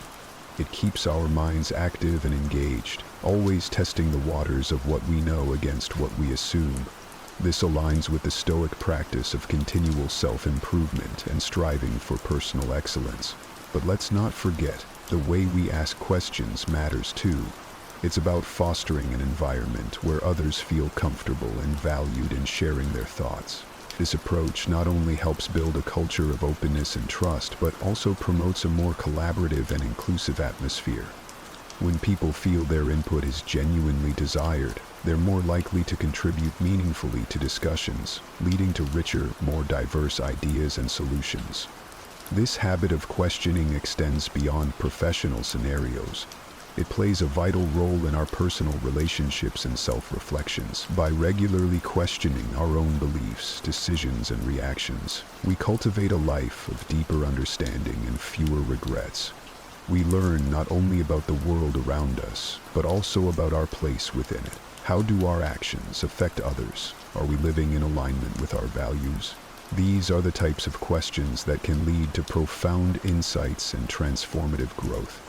It's so easy to fall into the trap of comparing ourselves to others, whether it's scrolling through social media feeds filled with picture-perfect lives or hearing about a friend's latest achievement. It's hard not to measure our own progress against that of those around us. Yet this habit of comparison is often a fast track to dissatisfaction and unhappiness. Why? Because there will always be someone who seems to be doing better, looking better, or living better, according to whatever standards we might be using. Stoicism offers a powerful antidote to this modern malaise. Stoics like Marcus Aurelius and Epictetus emphasized focusing on what we can control, someone else's looks, job, or lifestyle. Instead, Stoicism teaches us to turn our gaze inward, to focus on improving our own actions, reactions, and moral well-being. The real challenge and opportunity lie in fostering contentment with our own journey. This doesn't mean settling for mediocrity or not striving to improve. It means grounding our aspirations in our own values and actions, not in a competition with someone else. It's about defining success on our own terms and recognizing the unique path each of us is on. There's incredible freedom in realizing that the only person we need to be better than is the person we were yesterday. Building contentment starts with gratitude. Instead of fixating on what we lack or what others have, this shift in focus can dramatically alter our state of mind and emotional well-being. By practicing gratitude regularly, perhaps through journaling or meditation, we reinforce the habit of seeing abundance rather than scarcity in our lives. Stoicism encourages us to engage in regular self-reflection. By examining our motives, actions, and feelings, we can start to identify when we're falling into the trap of envy or unhealthy comparison. This self-awareness allows us to realign our thoughts and actions with our Stoic values, such as wisdom, justice, courage, and moderation. Each moment of awareness brings us back to a more contented state of mind. Life is often likened to a journey, and like any good adventure, it's not just the destination that counts, but also the path we take to get there. Embracing each step of the journey, with all its ups and downs, is crucial because it shapes who we are and who we become. Often we're so focused on the end goal, whether it's a job promotion, buying a house, or achieving some other marker of success, that we forget to appreciate the process itself. But it's in this process where real growth happens, where lessons are learned, and where our character is tested and strengthened. Stoicism teaches us to focus on the present and make the most of our current circumstances. Stoic thinkers like Seneca and Marcus Aurelius remind us that while we can't control what happens to us, we can control how we respond. They advocate for living in accordance with nature, which includes accepting and embracing the natural flow of life's events, both the good and the bad. Take, for example, the concept of facing challenges. It's easy to see obstacles as hindrances, but from a Stoic perspective, each challenge presents an opportunity to practice virtues such as patience, perseverance, and courage. When we start to view life's challenges through this lens, we no longer resent them, but instead welcome them as chances to become better, more capable individuals. This shift in perception not only helps us endure, but also helps us thrive, turning potential stumbling blocks into stepping stones. Moreover, embracing the journey means acknowledging that not all lessons are learned from success. Failure, too, has invaluable lessons to offer. The Stoics understood this well, emphasizing that failure is often a better teacher than success. Each setback teaches resilience and provides clarity about what really matters. By reframing our failures as essential parts of our journey, we can continue to move forward with a clearer vision and a strengthened spirit. Additionally, the journey is about the connections we make and the lives we touch along the way. Stoicism teaches the importance of community and the role we play within it. We're encouraged to be considerate and kind, to contribute positively to our communities, and to support others in their own journeys. This focus on mutual support not only enriches our own experiences, but also contributes to a larger tapestry of interconnected lives, all journeying together. The happiness of your life depends upon the quality of your thoughts. In a world that constantly tries to dictate how we should feel, think, and act, imagine possessing the power to find inner peace and happiness, regardless of the circumstances swirling around you. That's not just powerful, it's revolutionary. It's about taking control, not of the world, but of something far more important and absolutely within our reach, our own minds. Stoicism teaches us resilience, gratitude, and the art of living a fulfilled life. But this isn't just a history lesson. It's about you, your life today. It's about facing the chaos of our modern world without losing your cool. It's about finding calm in the storm and happiness in the simplest of things. It's about transforming your mornings from something you dread into a powerful launchpad for a day filled with purpose and joy. So, if you've ever felt overwhelmed by the noise of life, if you've ever struggled to find a moment's peace, or if you're just curious about how ancient wisdom can be your secret weapon in the 21st century, stick around. This might just be the video that changes everything for you. Let's dive into the Stoic strategies that can help us craft not just a morning routine, but a life filled with intention, resilience, and true happiness. I implore you to give your full attention to this video from start to finish. If you've made it here, you're not like everyone else. You're a standout, someone who seeks depth and wisdom. Your dedication to absorbing this content in full sets you apart even further. This might sound like a fancy term, but it's actually a beautifully simple concept that comes from Japan. It's about discovering that sweet spot where your passions, skills, societal needs, and what you can be paid for all intersect. It's your unique reason for being. Imagine waking up each morning fueled by a clear purpose that excites you, something that makes the thought of hitting snooze irrelevant. Marcus Aurelius wasn't just about enduring life's hardships with a stiff upper lip. He was deeply invested in the idea that we're all here to play our part, to contribute something meaningful. He urged us to approach each day as an opportunity to fulfill our role with integrity and passion. Now, think about that in the context of Ikigai. It's not just about finding what you love. It's about aligning it with what the world needs and what you're good at. That's where the magic happens. But how do you start uncovering your Ikigai? It begins with some introspection. Ask yourself, what am I passionate about? What am I good at? What does the world need from me? What can I get paid for? It's okay if the answers don't come to you right away. This is about the journey, exploring different facets of your life and interests and seeing where they converge. This quest for your Ikigai isn't just some fluffy, feel-good exercise. It's about setting the foundation for a life that's rich in meaning and satisfaction. When you align your daily actions with your deeper purpose, even mundane tasks gain significance. Your relationships start to flourish because you're more present and engaged. Your creativity soars because you're aligned with your true passions. And overall happiness? Well, it becomes more of a constant companion than a fleeting visitor.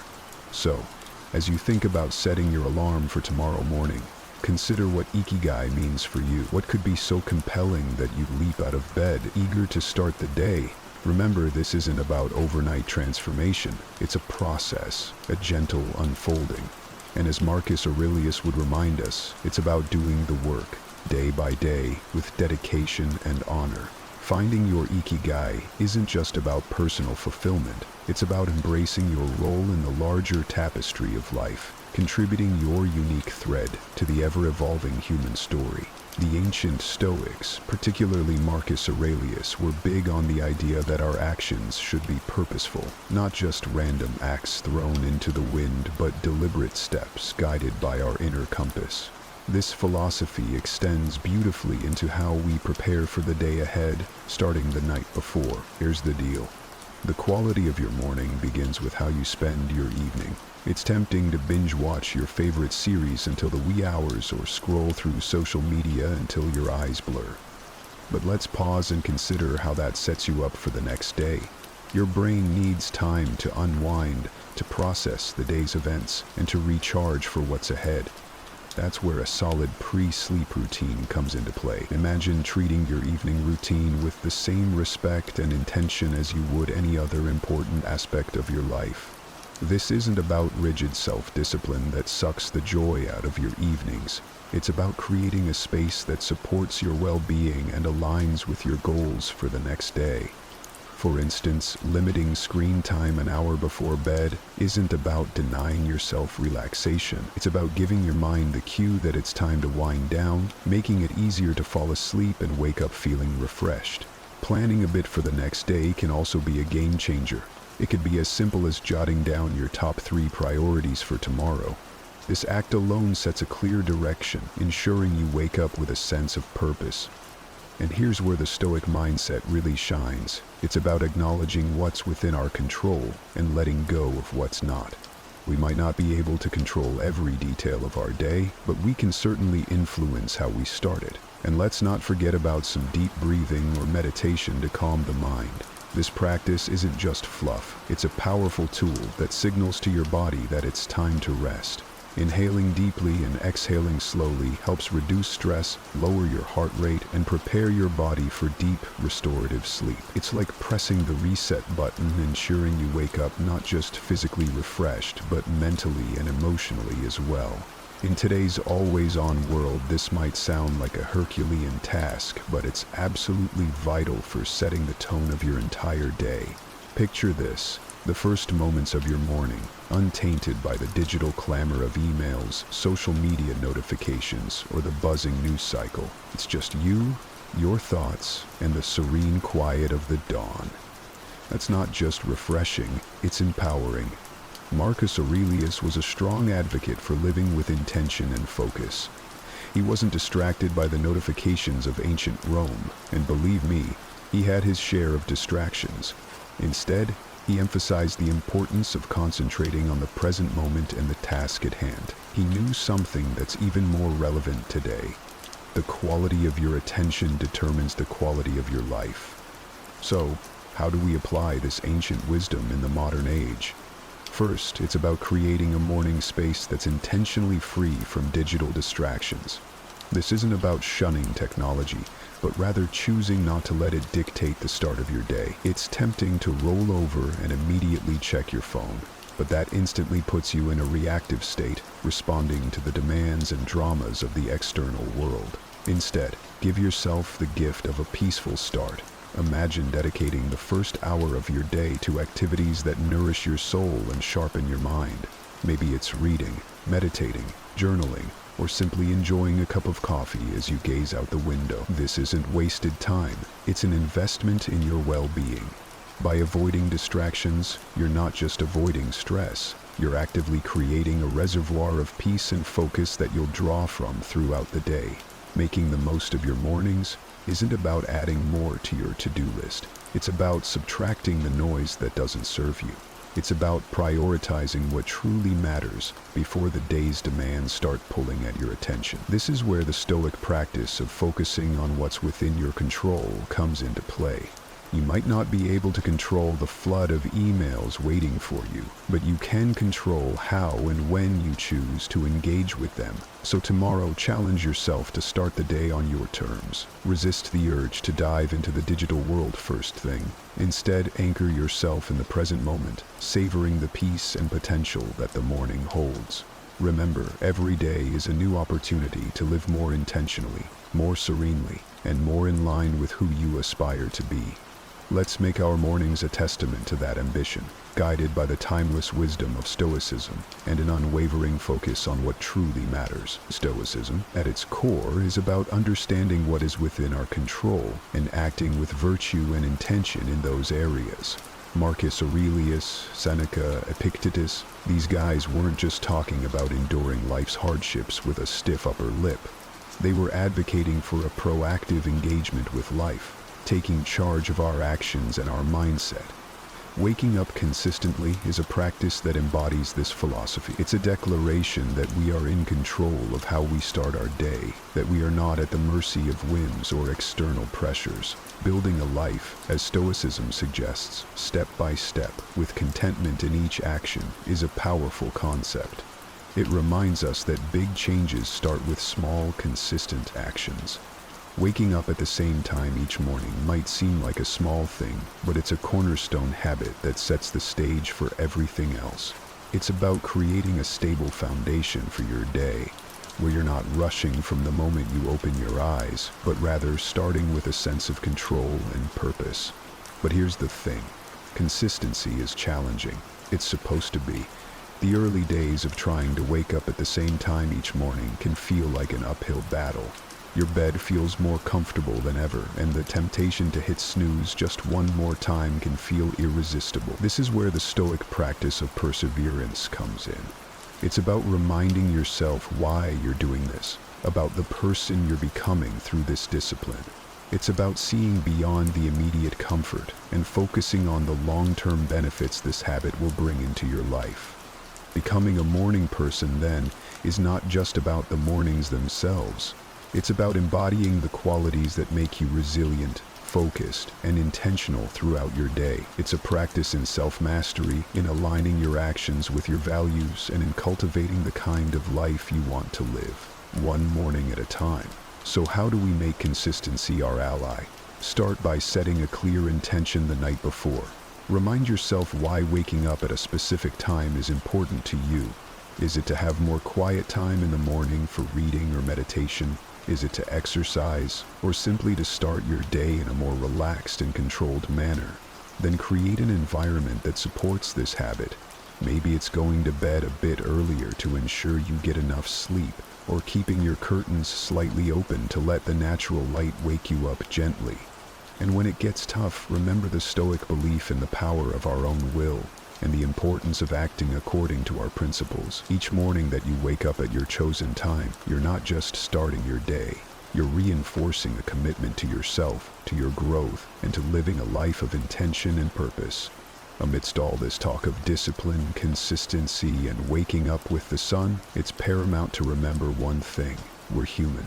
And being human means we're beautifully complex creatures with brains that often prefer the path of least resistance, the instant gratification route. This is precisely why embarking on new habits like transforming our mornings can initially feel like an uphill battle.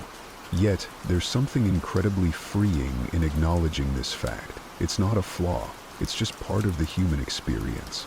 Now, let's channel some Stoicism into this concept.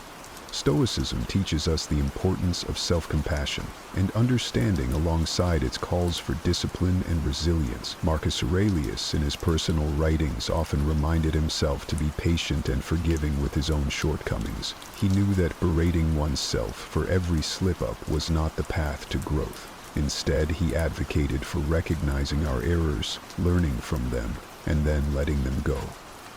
This approach is crucial when we're trying to cultivate new morning routines, or any habit, for that matter.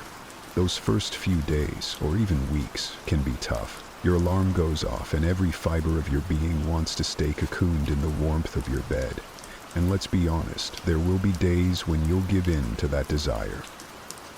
That's okay. The key is what you do next. Do you beat yourself up, spiraling into a cycle of guilt and self-criticism? Or do you take a breath, forgive yourself, and see the next morning as a fresh opportunity to try again? Forgiveness and patience with ourselves are not signs of weakness. They're indicators of strength and wisdom. They mean we're in it for the long haul, ready to navigate the ups and downs with grace. This Stoic practice of self-compassion is about understanding our nature, working with it, and gently nudging ourselves toward the habits and life we aspire to. Moreover, taking it easy isn't about making excuses or allowing ourselves to perpetually fall short of our goals. It's about recognizing that growth is a process filled with learning curves and setbacks. It's about understanding that each new day brings with it a new set of challenges and opportunities, and it's in this daily renewal that we find our strength and resilience.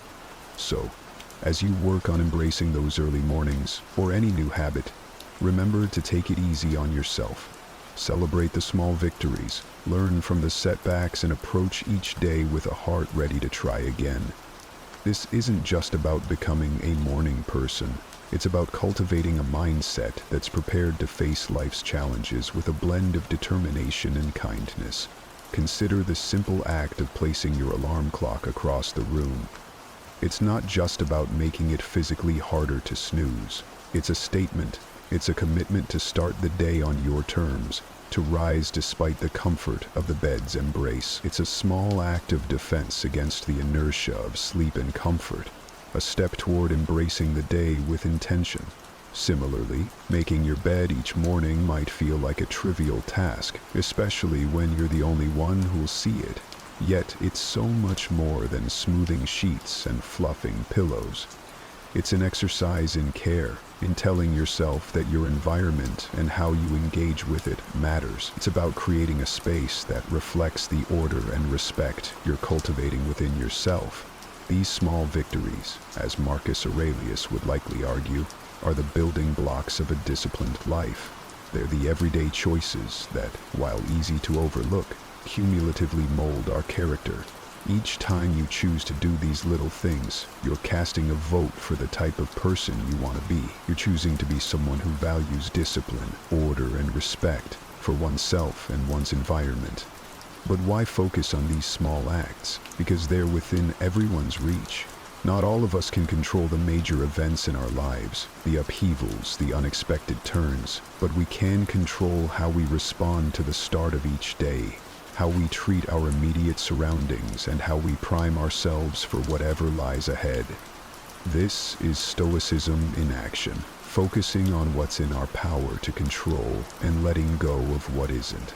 Moreover, these practices aren't just about building discipline for discipline's sake. They're about cultivating a mindset that's prepared for life's bigger challenges.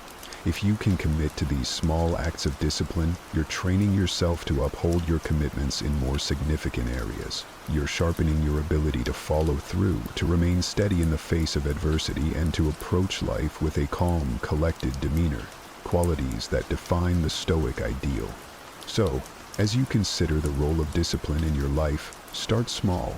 Look for those everyday opportunities to practice self-control and order. Remember, it's in these moments, in the quiet of the morning, when you decide to rise and face the day with intention, that your character is forged. These practices are not just chores or tasks. They're rituals, imbuing your day with purpose and your life with a sense of direction and meaning. The idea here is simple yet profoundly impactful. Sharing your goals with someone who not only supports you, but also holds you accountable, can significantly amplify your chances of success. It transforms a personal journey into a shared adventure, making the path to fulfilling your morning routine and ultimately your life's purpose less daunting and more enjoyable. Think of your accountability partner as your ally in the pursuit of self-improvement. This person is there to remind you of your commitments when the warmth of your bed feels too comforting to leave in the early hours. They're there to encourage you when progress seems slow and to celebrate your victories no matter how small. This relationship is a two-way street. It's about mutual support and encouragement, grounded in the understanding that we're all striving to be the best versions of ourselves. The Stoics, including Marcus Aurelius, Seneca, and Epictetus, often emphasize the importance of community and relationships in the development of character and virtue. They believed in the power of wisdom shared, in learning from one another, and in the strength that comes from knowing you're not alone in your struggles. Finding an accountability partner in today's world is a nod to this timeless wisdom. recognizing that while the journey towards self-discipline and purpose is personal, it need not be solitary. Moreover, an accountability partner can help you see blind spots in your routine or approach that you might miss on your own. They can offer new perspectives and insights that can catalyze your growth in unexpected ways. This partnership is about more than just checking in to see if you woke up on time or followed through on your morning meditation. It's about engaging in meaningful dialogue about what's working, what isn't, and how you can both support each other in making adjustments. So, how do you find this accountability partner? Look for someone who shares your commitment to growth and self-improvement. This could be a friend, a family member, or even a colleague. The key is to choose someone you trust, someone with whom you can be open and honest about your goals, struggles, and successes. Once you've found that person, be clear about what you're hoping to achieve and what kind of support you need. Set regular check-ins and be there for each other, offering encouragement, advice, and, when necessary, a gentle nudge back on track. Remember, finding an accountability partner is about more than just external motivation. It's about building a relationship that inspires and uplifts both of you. It's about creating a shared space where honesty, vulnerability, and mutual support are valued and nurtured. In this space, your morning routines and broader life goals become intertwined in a collective effort toward living a more intentional, disciplined, and fulfilling life. The Stoic practice of reflecting on mortality is a call to action, a prompt to live our lives with purpose and intention. It encourages us not to squander our time on trivialities, but to concentrate on creating a meaningful legacy. Every morning when we wake up, we're presented with a fresh opportunity to engage with life in a meaningful way, to contribute positively to the world around us, and to pursue personal growth and fulfillment. Marcus Aurelius, in his Meditations, often wrote about the fleeting nature of life, emphasizing the importance of living virtuously and making the most of the time we have. This wasn't meant to be somber. Rather, it was a liberating realization that freed him from petty concerns and allowed him to focus on his duties as emperor and as a human being striving for virtue. The idea is that by keeping the end in mind, we're more likely to live our lives with purpose and clarity, prioritizing the things and relationships that truly matter. Remembering death in the context of our morning routines transforms how we approach each day. It's not just another day, it's a day that we've been gifted, one that's not guaranteed to anyone. This realization can profoundly impact how we choose to spend our time, the activities we engage in, the relationships we nurture, and the legacy we strive to build. It's a reminder to live fully, to love deeply, and to leave the world a little better than we found it. Moreover, this Stoic practice helps us maintain perspective in the face of life's inevitable challenges and setbacks. When we remember that our time is limited, the daily annoyances and obstacles lose much of their power over us. We become more resilient, more focused on our long-term goals, and less likely to be derailed by temporary difficulties. It's a practice that fosters gratitude for the present moment and inspires us to make the most of it. So, how can we incorporate this Stoic principle into our daily lives?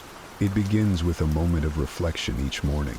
Consider the day ahead as a blank canvas, an opportunity to contribute positively to your life story and to those around you. Ask yourself, if this were my last day, would I be proud of how I'm choosing to spend it? This doesn't mean living in a constant state of existential crisis, but rather cultivating a deep appreciation for the now, for the opportunity to live, learn, and love.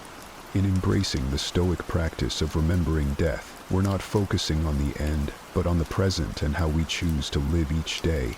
It's a powerful antidote to complacency and a reminder to live our lives with intention, purpose, and gratitude. So let's greet each morning with the awareness that it is a gift, an opportunity to craft a life that's rich in meaning and aligned with our deepest values. This is the essence of living stoically, making the most of our finite time in this world to create a legacy that endures. We're often told to focus on the positive, to visualize success and happiness in order to attract them into our lives. However, the Stoics, in their profound wisdom, offer a different perspective.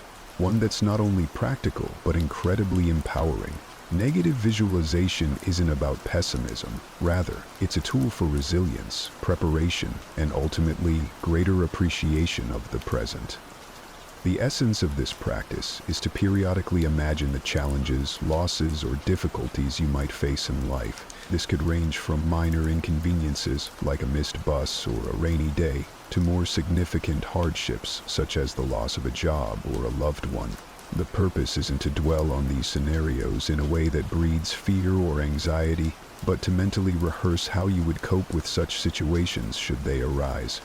This process of visualization prepares you emotionally and mentally, making you less susceptible to being thrown off course by life's inevitable ups and downs. Marcus Aurelius, Seneca, and Epictetus all believed that by contemplating the temporary nature of everything outside our control, we could cultivate a deeper sense of peace and resilience. This practice encourages us to focus on what we can control, our responses, our attitudes, and our actions.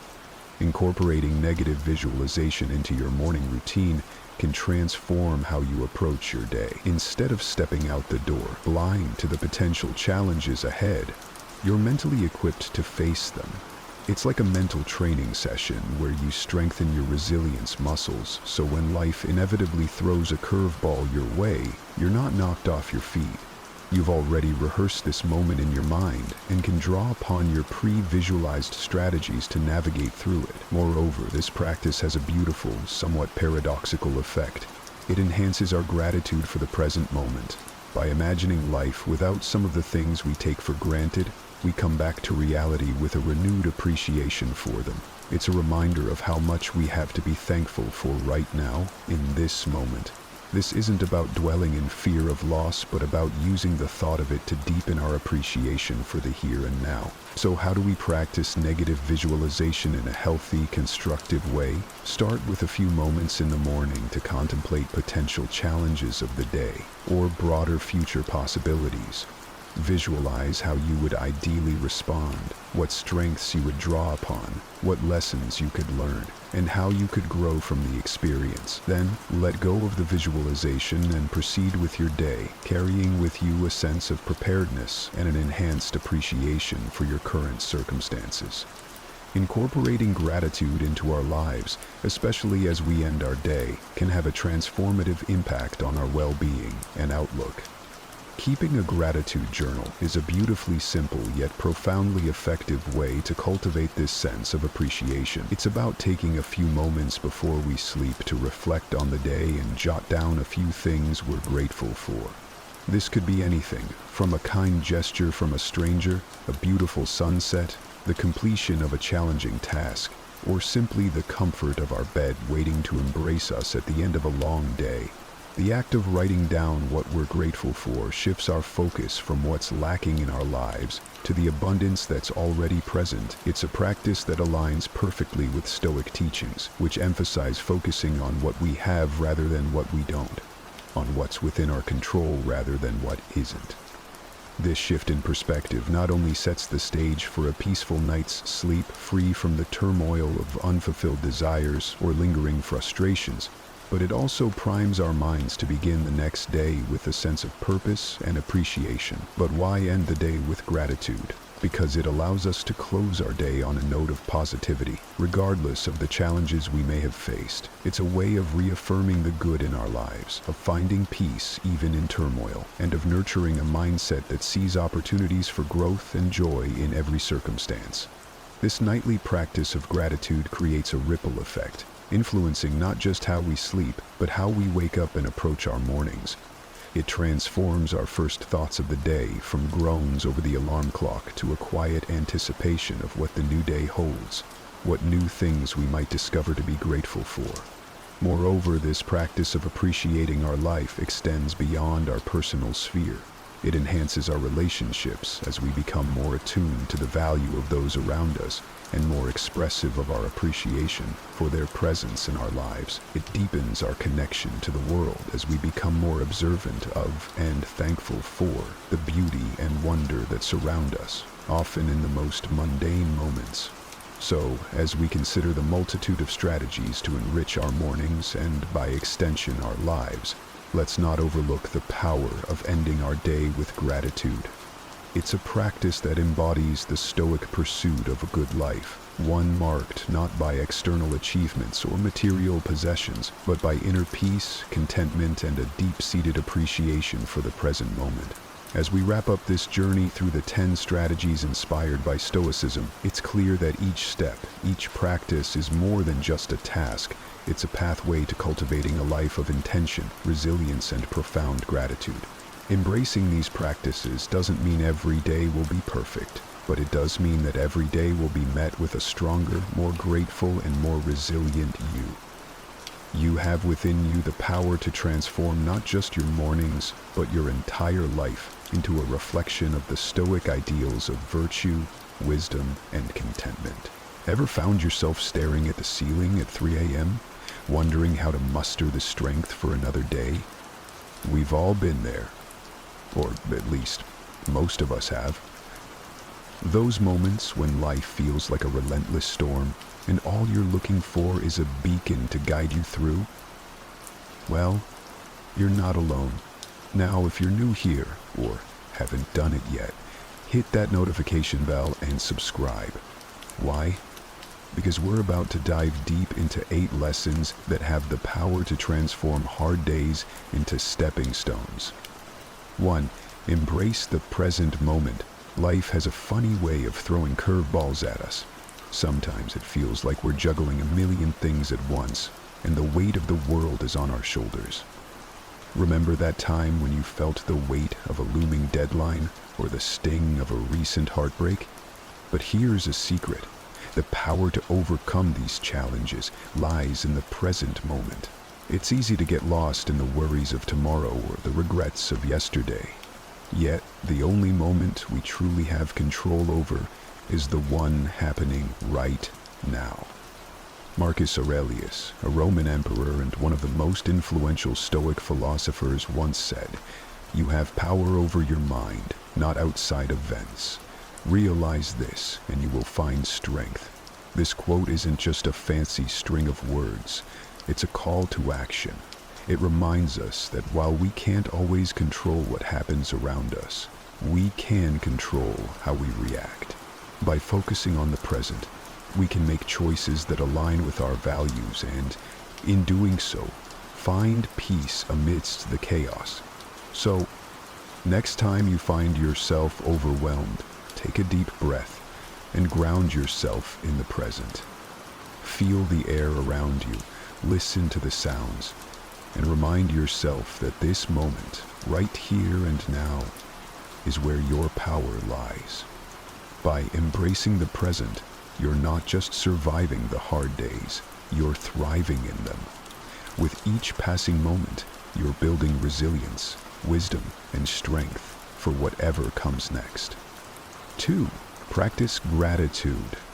Amidst the struggles and hustle of our daily lives, it's all too easy to focus on what we lack, the missed opportunities, the things we desire but don't have, and the challenges that seem insurmountable. Yet there's a simple practice that can shift our perspective and bring light to even the darkest days. Gratitude. By taking a moment to acknowledge the good in our lives, we not only find contentment, but also build a foundation of resilience against life's storms. Seneca, a renowned Stoic philosopher, elegantly stated, "True happiness is to enjoy the present without anxious dependence upon the future."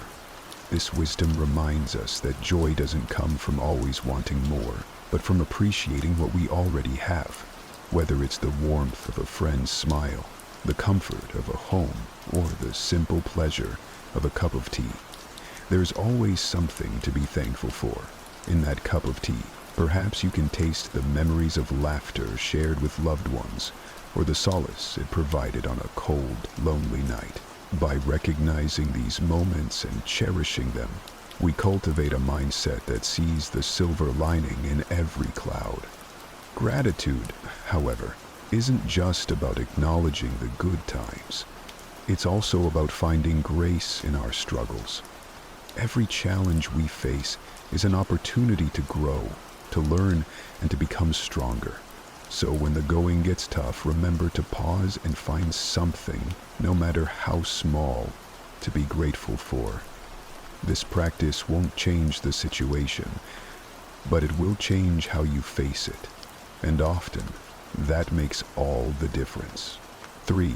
Cultivate inner strength. Life's journey is much like sailing on vast, unpredictable seas. Some days are calm and serene, while others bring fierce storms that challenge our very core. It's during these tempests that our inner strength becomes our most valuable asset. This strength isn't about physical might. It's about the resilience of the spirit, the fortitude of the mind, and the courage of the heart. It's that quiet whisper in the midst of chaos, urging us to hold on just a little longer. Epictetus, a Stoic philosopher of great renown, once proclaimed, "It's not what happens to you, but how you react to it that matters." These words serve as a beacon, guiding us to understand that our reactions, shaped by our inner strength, define our journey. External events, no matter how daunting, have power over us only if we grant them that authority. By cultivating a robust inner self, we can face adversity with grace, turning obstacles into stepping stones toward personal growth. Building this inner strength requires consistent effort. It's about daily choices, small acts of courage, and embracing challenges as opportunities for growth. It's about seeking wisdom, learning from experiences, and understanding that every setback is a lesson in disguise. As we nurture this strength within, we not only equip ourselves to weather life's storms, but also to sail toward horizons we once thought unreachable. Remember, it's not the absence of challenges that defines a fulfilling life, but the ability to rise above them with unwavering inner strength. 4. Practice patience. Have you ever watched a flower bloom?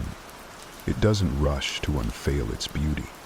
It takes its time, unfolding petal by petal, revealing its splendor in its own perfect moment.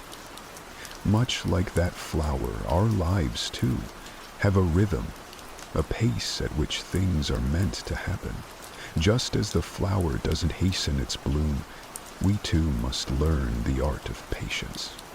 Each time you held a loved one's hand during a silent moment, wasn't the unspoken bond felt more deeply than words could convey? Marcus Aurelius, the Stoic emperor, once mused, "Time is a river, a violent current of events, glimpsed once and already carried past us, and another follows and is gone." This profound reflection reminds us that time, with its relentless flow, carries with it both challenges and triumphs. Our impatience often stems from a desire to control this flow, to hasten the good and avoid the bad. Yet true strength lies in understanding that we cannot command the river of time, but we can choose how we navigate its waters. Patience isn't merely about waiting. It's about waiting with purpose. It's about understanding that every moment has its significance, even if it's not immediately apparent. When we practice patience, we're not just biding our time. We're actively preparing, growing, and evolving so that when the right moment arrives, we're ready to embrace it fully. So, the next time you find yourself growing impatient, remember the blooming flower and the flowing river. Understand that your moment will come, and when it does, it will be worth the wait. 5. Understand what is within your control. Life's a bit like a stormy night. Thunder rumbles, lightning strikes, and the wind howls, trying to knock you off your feet. You can't command the storm to stop, nor can you dictate the path of the lightning. But you can choose to light a candle, find shelter, and hold tight to what keeps you grounded. It's not about controlling the storm, but understanding what's within your grasp and what isn't. Epictetus, a Stoic thinker from a time long past, whispered a truth that still echoes today. We cannot choose our external circumstances, but we can always choose how we respond to them. It's a simple yet profound realization. We waste so much energy fretting over things beyond our reach, things we can't change no matter how hard we try. But what if, instead, we focused on what we can influence? Our reactions, our emotions, our decisions. These are the candles we can light against the darkness. So, when life's tempests rage, remember this: you have the power to choose. You can't halt the rain or silence the thunder, but you can decide how you'll dance in the rain or whether you'll cower from the noise. Recognizing what's within your control is liberating. It's the first step toward not just enduring life's storms, but thriving amidst them. And as the dawn breaks, you'll find that the storm wasn't the story. It was how you chose to face it. 6. Learn from adversity. Imagine, for a moment, a blacksmith forging a blade. The metal, once raw and unshaped, undergoes intense heat and forceful hammering. Yet with each strike, it becomes sharper, stronger, more refined. Similarly, life's adversities, though they may seem harsh and unyielding, have the potential to shape us, refine our character, and mold us into better versions of ourselves. Seneca, an ancient Stoic philosopher, once declared, "Difficulties strengthen the mind as labor does the body." These words, though centuries old, resonate with timeless truth. Challenges, setbacks, and hardships aren't mere obstacles in our path. They are opportunities. Opportunities to grow, to learn, and to discover strengths we never knew we possessed. Every trial we face is a lesson in disguise, waiting to be unraveled. Embracing adversity doesn't mean seeking out hardships or reveling in pain. It means recognizing the inherent value in our struggles.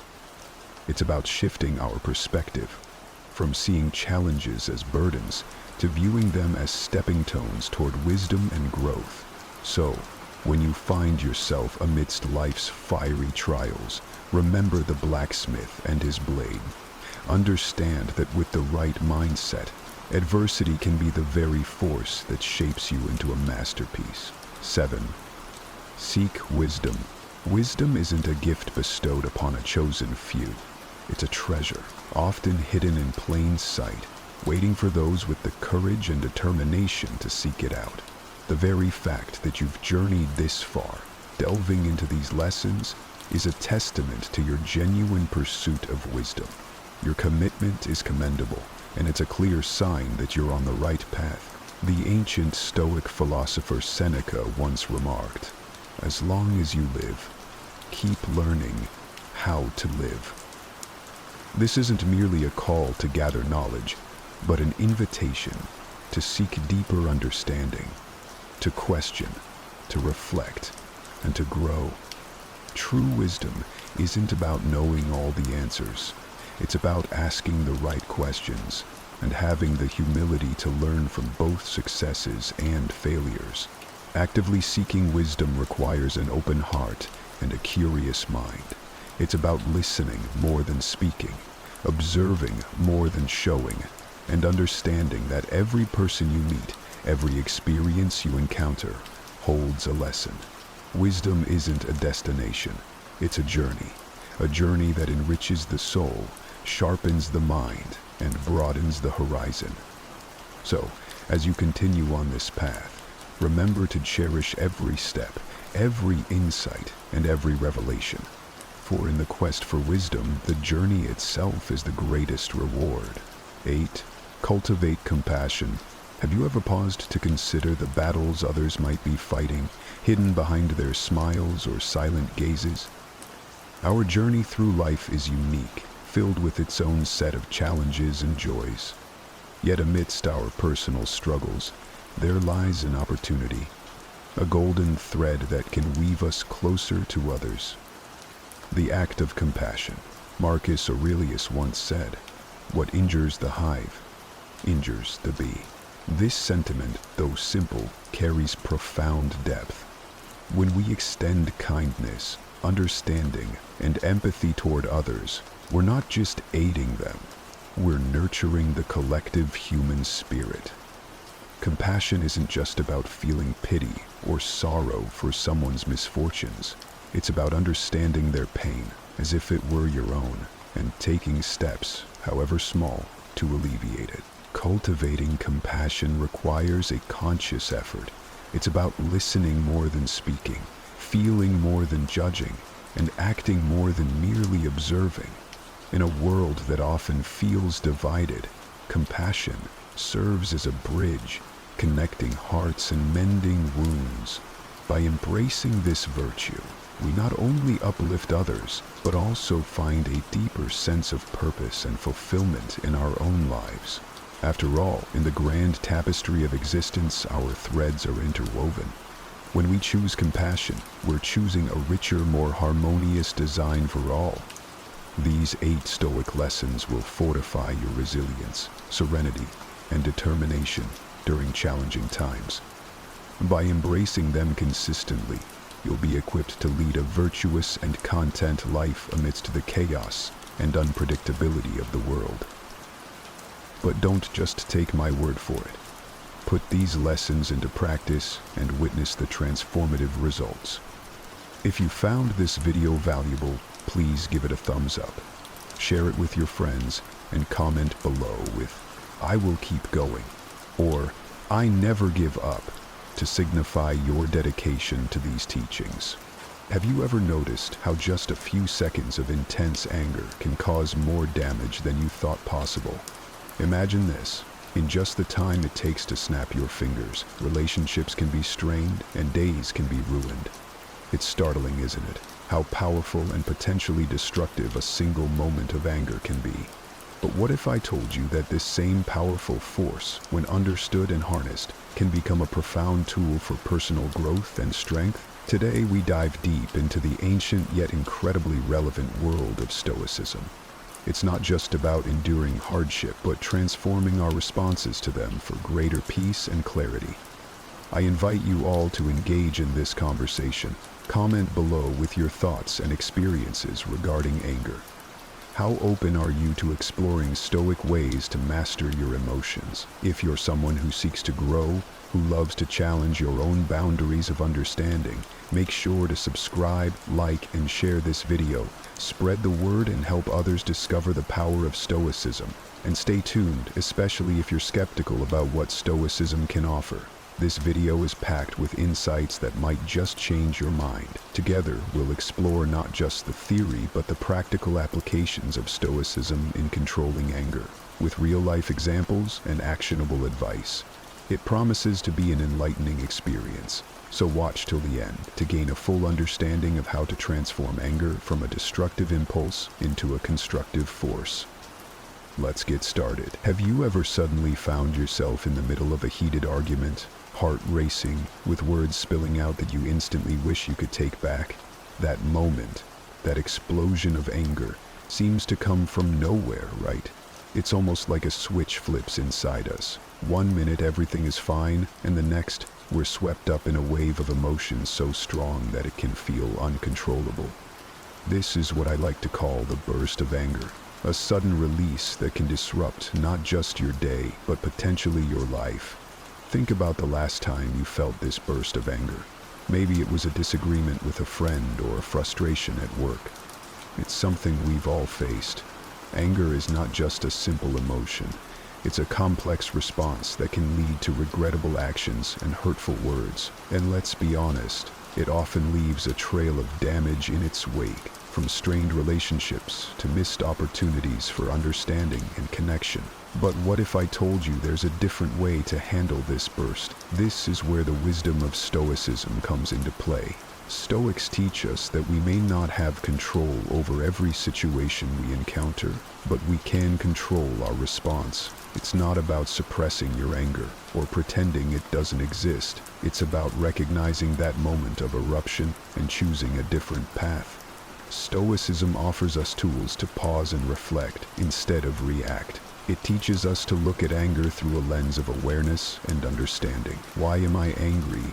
What triggered this response? By asking these questions, we start to take power back from our impulsive reactions and begin to manage our emotions more constructively. This approach doesn't diminish the validity of our feelings, but empowers us to handle them with clarity and strength. It's about transforming what seems like an uncontrollable outburst into a moment of choice. Every time you feel that surge of anger, remember, this isn't just an emotional response. It's an opportunity to grow, to embody the Stoic virtues of wisdom, justice, courage, and moderation. Stoicism, an ancient philosophy that has endured through the centuries, offers a unique lens through which we can view our emotions, especially those as volatile and impactful as anger. So, what do the Stoics say about anger? Simply put, they believe that anger stems not from the external events we experience, but from our internal judgments and reactions to those events. Now, you might be wondering, how does that help me when I'm actually angry? According to Stoicism, the key lies in recognizing that we have the power to question and adjust our immediate reactions. For instance, when someone cuts you off in traffic, your instant reaction might be anger. Your heart starts pounding, you might yell or gesture at the other driver, and your mood is off for the next few hours. But here's the Stoic twist. Instead of succumbing to anger, you pause. You reflect on why you're angry. Is it truly because of the other driver, or is it because you've allowed their actions to disturb your peace? This reflection is at the heart of the Stoic approach to anger. It's about stepping back and asking, what is within my control? You can't control the traffic, the other driver, or even the fact that you were cut off, but you can control your response. This doesn't mean you don't feel the rush of emotion. It means you acknowledge it and then choose not to let it dictate your actions. Stoicism teaches us that our emotions, anger included, should be indicators, not dictators. They signal to us that something is happening that might require our attention, but they shouldn't sweep us away into reactive behavior. When we look at anger through this Stoic lens, it becomes less about suppressing anger and more about managing it. It's not suppression because you're not denying or ignoring your feelings. You're acknowledging them, analyzing them, and then making a conscious decision about how to proceed. This perspective is incredibly empowering. Think about it. If you can master this Stoic practice, how many situations would be less stressful? How much more effective could your communication be? How much more peace could you bring into your life? As we continue this discussion, I invite you to consider the Stoic idea that virtue is the sole good. This doesn't just mean moral excellence, but refers to the idea of living in accordance with reason and wisdom, especially in the face of emotions like anger. By striving toward virtue, we can transform potentially destructive anger into constructive responses that align with our deepest values. So, as we unpack these ideas, remember that Stoicism isn't just about enduring life's challenges. It's about thriving through them by harnessing our inner strength and wisdom. Controlling anger doesn't mean we never feel angry. Rather, it's about managing our response when that feeling arises. Here's a roadmap you can use to cultivate a more measured reaction when you're tempted to let anger take the wheel. First and foremost, recognize the onset of anger. This is crucial. Stoicism teaches us to be observant of our inner states. Notice when your body begins to show signs of anger. Maybe your heartbeat accelerates, your breathing gets shallow, or you start to clench your fists. These are your body's signals, alerting you that it's time to intervene. Once you recognize these signs, the next step is to pause. This is where the power of Stoicism really shines. Marcus Aurelius, a Stoic emperor and philosopher, emphasized the importance of pausing to separate our initial reactions from our deliberate actions. By pausing, you give yourself a moment to step back from the immediate emotional response. This doesn't have to be long. Sometimes just a few seconds can make a significant difference. During this pause, engage in reflective thinking. Ask yourself, why am I feeling angry? Is it because your expectations weren't met? Is it because you feel disrespected? Understanding the why behind your anger can help you address the root cause rather than just the symptoms. This step is about responding with reason rather than reacting out of emotion. Now let's talk about reappraisal of the situation, which is a classic Stoic strategy. This involves reframing the event that triggered your anger. For example, if someone has acted in a way that angers you, instead of viewing it as a personal attack, consider alternative explanations. Perhaps they're having a bad day, or they're unaware of the impact of their actions. This shift in perspective can significantly reduce the intensity of your anger. Another practical step is to focus on what you can control. Stoicism draws a firm line between what's within our control and what's not. You can't control other people's actions, the past, or the fact that certain things have already happened. But you can control your response, your thoughts, and your actions moving forward. Concentrating on these aspects reduces feelings of helplessness and frustration, which are often fuel for anger. Implementing calming techniques is also vital. Once you've paused and reflected, use techniques like deep breathing, counting to 10, or even stepping away from the situation if possible. These methods aren't just about cooling down. They're about giving your rational mind time to regain control from your emotions. Lastly, practice regular reflection. Stoicism isn't just about reacting well in the moment. It's also about preparing for future challenges. Regularly reflect on your day or your reactions to certain situations. What triggered your anger? How did you handle it? What could you do better next time? This ongoing practice builds your resilience and equips you with more effective strategies for managing anger. By integrating these steps into your daily life, you align more closely with Stoic principles, turning each burst of anger into an opportunity for personal growth and wisdom. Remember, the goal isn't to eliminate anger entirely, but to master it in such a way that it no longer controls you. Each step you take is a step toward not just greater peace, but also deeper understanding and more effective living. Let's take a deeper look at how we can put Stoicism into action, particularly when it comes to transforming our experiences of anger into opportunities for growth and reflection. Stoicism isn't just about handling anger passively. It's about actively converting it into something constructive. One of the most empowering Stoic principles is the concept of using every obstacle as a means to practice virtue. Anger, like any other obstacle, challenges us to practice patience, courage, and wisdom. When you feel anger rising, ask yourself, what is this anger teaching me? It could be showing you where your expectations might be unrealistic, or where you might need to develop greater empathy. For example, consider a situation at work where you feel repeatedly frustrated by a colleague's actions. Instead of letting this build into resentment or outbursts of anger, use this as a Stoic exercise. Each instance can be a moment to practice patience, to communicate your feelings constructively, or to reinforce your boundaries effectively. Here, anger becomes a signal, a cue that something needs your attention, perhaps a part of your own response mechanisms that you can refine and improve. Moreover, turning anger into opportunity means focusing not just on controlling outbursts, but also on cultivating an underlying serenity that comes from Stoic acceptance. Acceptance doesn't mean resignation. It means recognizing and adapting to things as they are. When you accept that certain things are beyond your control, like other people's actions or life's unpredictable events, you free yourself from the burden of trying to force things to be different. This acceptance can significantly alleviate feelings of anger. Another practical way to put Stoicism into action is through what Marcus Aurelius called turning the obstacle upside down. Every time you're faced with something that makes you angry, it's an opportunity to turn the situation on its head and extract something beneficial from it. This could mean learning to communicate more clearly, setting more realistic expectations, or even just understanding your own triggers more deeply. Each angry moment can be flipped to reveal a lesson or a stepping stone to better self-mastery. Stoic practice also involves reflecting on the impermanence of our emotions. Anger feels intense and all-consuming when it hits, but like everything else, it passes. Reminding yourself of this can help lessen the grip of anger.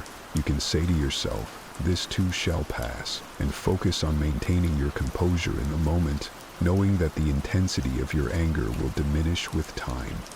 Lastly, share these lessons with others. Stoicism teaches that wisdom is not just for personal benefit, but is something to be shared. By discussing how you turned an angry moment into a learning opportunity, you can help others see their challenges in a new light.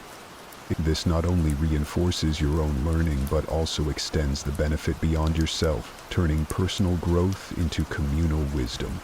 So, as we navigate through our days, let's try to view each anger-inducing incident as a chance to apply Stoic wisdom, to grow in virtue, and to contribute to a more rational, composed world.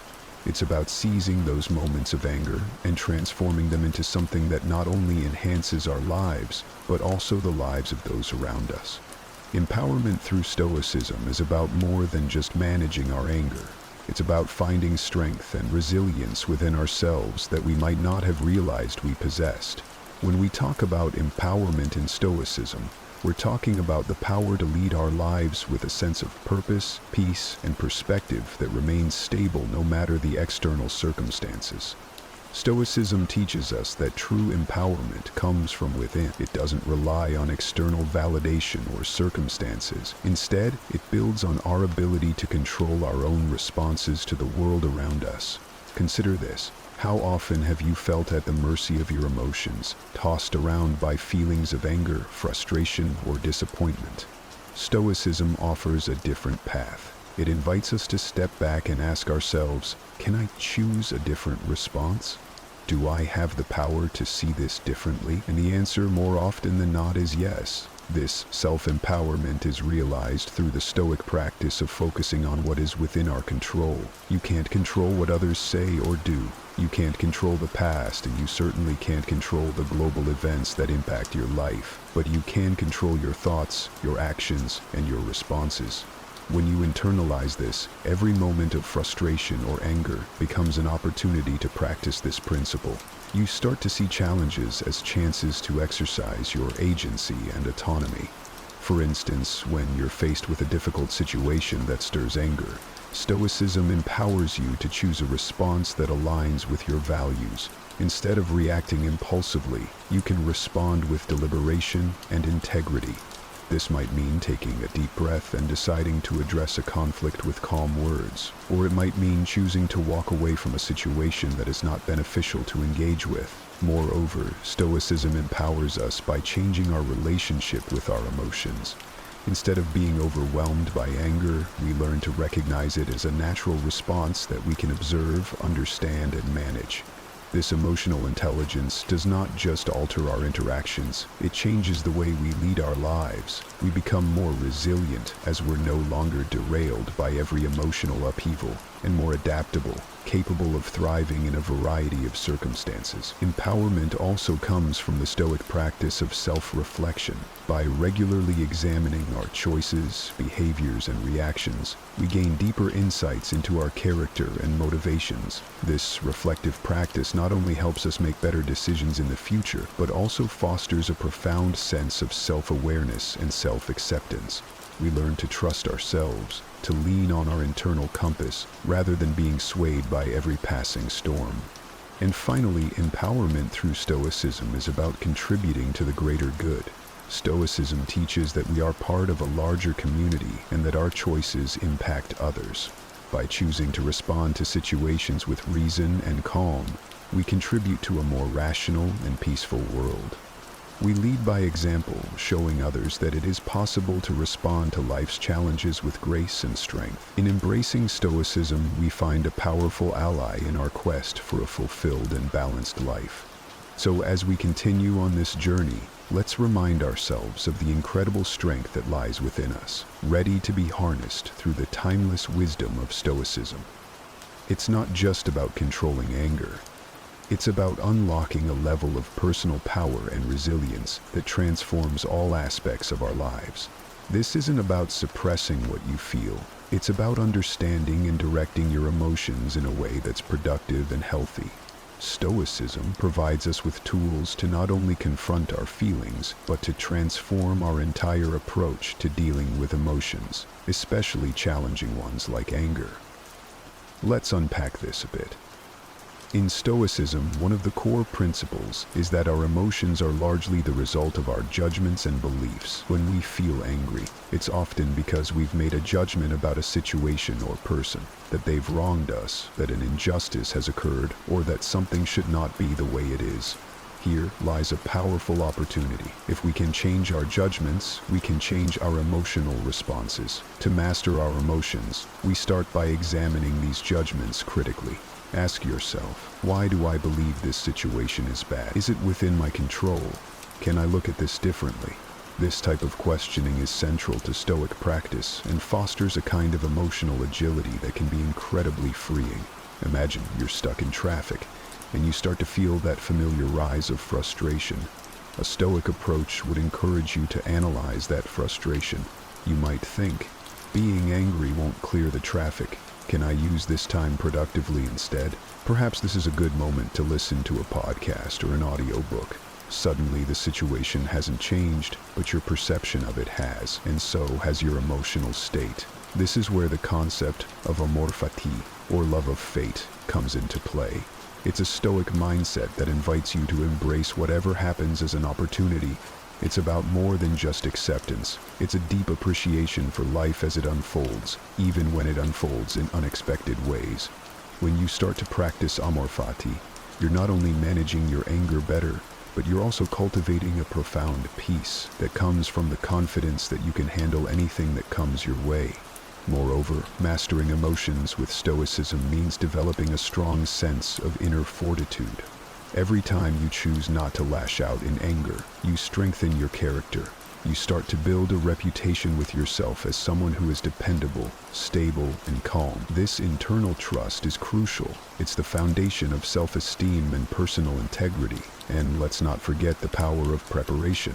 Stoics are big on preparing mentally for what might go wrong. This isn't pessimism, it's practical wisdom. By thinking ahead about how you might deal with potential frustrations or anger-inducing situations, you equip yourself with a toolkit for emotional management.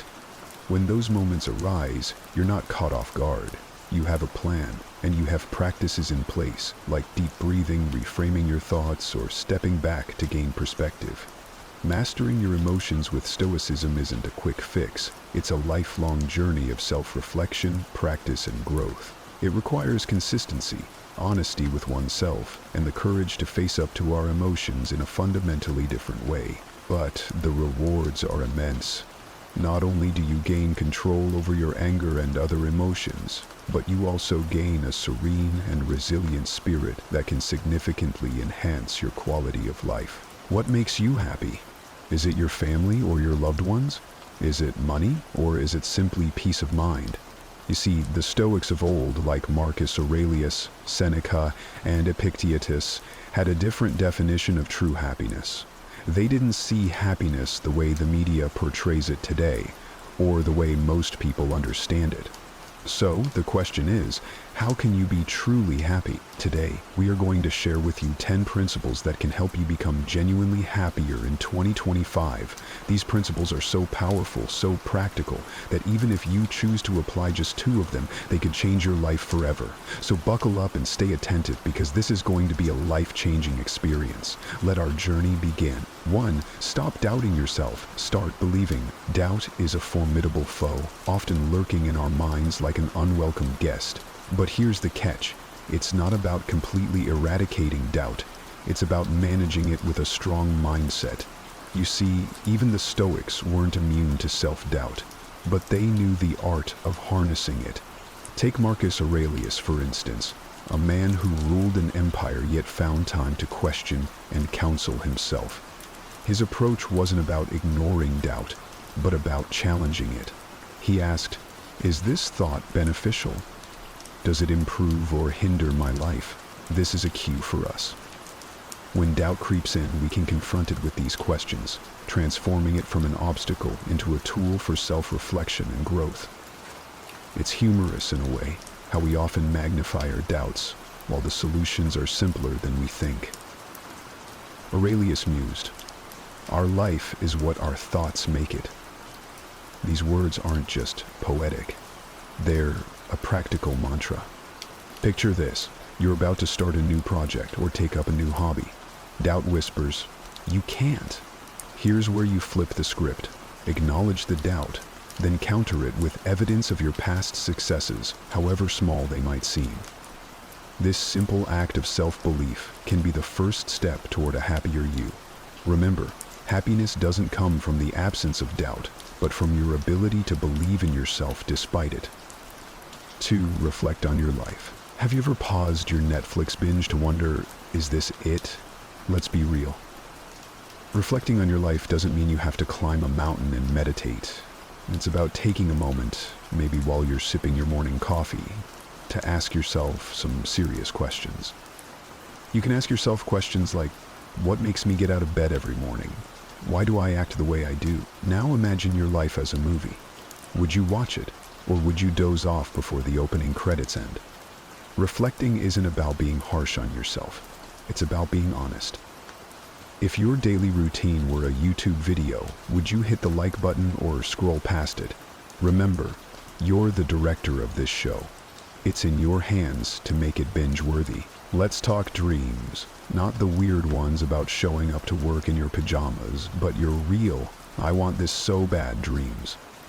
Are they sitting on a shelf, collecting dust? It's time to dust them off and break them down into steps as simple as your morning to-do list. Think about it. If you can remember to charge your phone every night, you can definitely take small steps toward your dreams. Your life story is yours to write, so make it one you'd love to tell. 3. Focus on what you can control. Life's unpredictability can sometimes feel overwhelming, but there's a secret to staying serene. Focus on what you can control. Just like when you're playing a video game, you can't control the design of the levels or the behavior of other players, but you can master your moves. Similarly, in life, concentrate on your actions, thoughts, and attitudes. These are your joystick and buttons. Use them wisely. Seneca, a well-known Stoic philosopher, once found himself exiled. Most would see exile as a loss of control, but not Seneca. He turned inward, focusing on his writing and thoughts, cultivating his inner garden. This wasn't a retreat, but a strategic focus on what he could control. His writings from this period are a testament to the power of directing energy where it matters most. Some things are in our control, and others not. A quote often attributed to Epictetus encapsulates the essence of Stoicism. Epictetus himself knew the limits of his control and focused instead on his inner life, thoughts, and responses. In embracing this philosophy, we too can become not just happier, but also more content and resilient, just as he was amidst life's chaos. Remember, it's not about controlling the storm, but about learning to dance in the rain. 4. Be kind to others. There is a famous saying, you get what you give. Imagine throwing a pebble into a lake. The ripples it creates spread far and wide, reaching places the pebble never could. That's the power of doing good for others. Every small act of kindness, whether it's holding the door for someone or sharing a smile, creates ripples in the world around us. It's not about grand gestures, it's the everyday kindness that truly counts. By making someone else's day a little brighter, we inadvertently light up our own. Now here's the catch. The good you do often finds its way back to you, but not always in the way you expect. It's like throwing a boomerang of kindness. It will return, sometimes in the form of a thankful smile, other times as a helping hand when you least expect it. This isn't about keeping score, but rather understanding that our actions contribute to a kinder, more compassionate world. In this world, happiness finds fertile ground to grow. Seneca, who understood the power of benevolence, once said, "Wherever there is a human being, there is an opportunity for kindness." Seneca didn't just preach positivity, he practiced generosity and kindness, often advising and helping others without expecting anything in return. His life teaches us that true happiness doesn't come from what we acquire, but from what we give. Let's walk into 2025 with open hearts, ready to spread kindness. After all, a good deed is a step toward a happier life. 5. Do less better. Ever tried juggling? Start with too many balls and they all end up on the floor. Life's a bit like that. Trying to do everything often leads to achieving little. The key lies in doing less, but doing it better. It's not about the quantity of tasks, but the quality of your engagement. Choose a few things that truly matter to you and give them your all. This focused approach not only enhances your skills, but also brings a deeper sense of satisfaction and accomplishment. Simplifying life isn't about having less, it's about having more of what counts. Trim down your to-do list to the essentials, like a sculptor chiseling away the excess to reveal a beautiful statue. Remove the unnecessary from your life to uncover your true priorities. This clarity leads to action, and action leads to happiness. By focusing on fewer things, you can channel your energy more effectively, making each effort count. Marcus Aurelius once said, "Concentrate every minute, like a Roman, on doing what's in front of you with precise and genuine seriousness, tenderly, willingly, and with justice." He was not just a ruler of an empire, but also a ruler of his time and focus. He prioritized, deliberated, and acted with intention. In our pursuit of happiness, let's remember his wisdom. By focusing on doing less but doing it better, we open ourselves to a world of excellence and contentment. Let's narrow our gaze to broaden our impact. 6. Be grateful. Let's take a moment and think about gratitude. You know, it's like finding a $5 bill in your old jacket. It was always there, but the moment you find it, your day gets a little brighter. That's what gratitude does to life. It's about appreciating the small things. A warm cup of coffee, a text from a friend, the sunset. When you start noticing and being thankful for these moments, life suddenly becomes richer. It's not about waiting for big things to happen. It's about finding joy in the ordinary. Now, how do you make gratitude a habit? It's actually simple. You could keep a gratitude journal. Each night, jot down something you were grateful for that day. It could be as simple as enjoying a quiet moment, or as big as achieving a personal goal. This practice shifts your focus from what's missing to what's present in your life. And trust me, the more you look for things to be grateful for, the more you find them. Epictetus once remarked, "He is a wise man who does not grieve for the things which he has not, but rejoices for those which he has." This man found richness in his simple, constrained life by focusing on what he had, not what he lacked. His message to us in 2025, let's embrace gratitude. By recognizing and cherishing the abundance in our lives, we open doors to happiness and contentment. Remember, it's not happiness that brings gratitude, but gratitude that brings happiness. 7. Stop seeking external approval. The quest for external approval. It's like chasing a shadow that always eludes us. Stoicism, an ancient philosophy surprisingly relevant in our lives, teaches us a powerful lesson here. First off, let's get real, everyone. At some point, craves a thumbs up from others. But here's the twist. Stoicism nudges us to flip the script.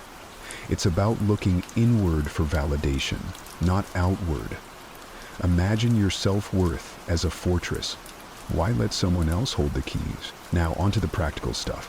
How do you actually stop this approval-seeking mission? Start by recognizing your own achievements, no matter how small. Did you make your bed this morning? That's a win. Take a moment to appreciate these tiny victories. They add up. Trust me, it's like building a mental muscle in your mind, and between the day where you lost and the day where you achieved it, you can build new tissues. You want to be better than you were yesterday? Refocus on that goal. Trust me, it's like building a mental muscle to push forward and build mental habits to make you the best version of yourself. One where you're both the coach and the cheerleader. And when you feel the urge to fish for compliments or likes on social media, pause. Ask yourself, am I doing this for me or for the gram? Here's a little secret. Your opinion is the one that truly matters. Every day try to do something that makes you proud. Not for the applause, but for your own sense of achievement. It's about rewiring our brains to seek internal rather than external validation. Think of it as mental decluttering, less focus on others' opinions, more space for your own growth. It's not about becoming indifferent to others, but about being true to yourself. This shift in mindset is not just liberating, it's empowering. 8. Challenge yourself. Imagine you're climbing a mountain.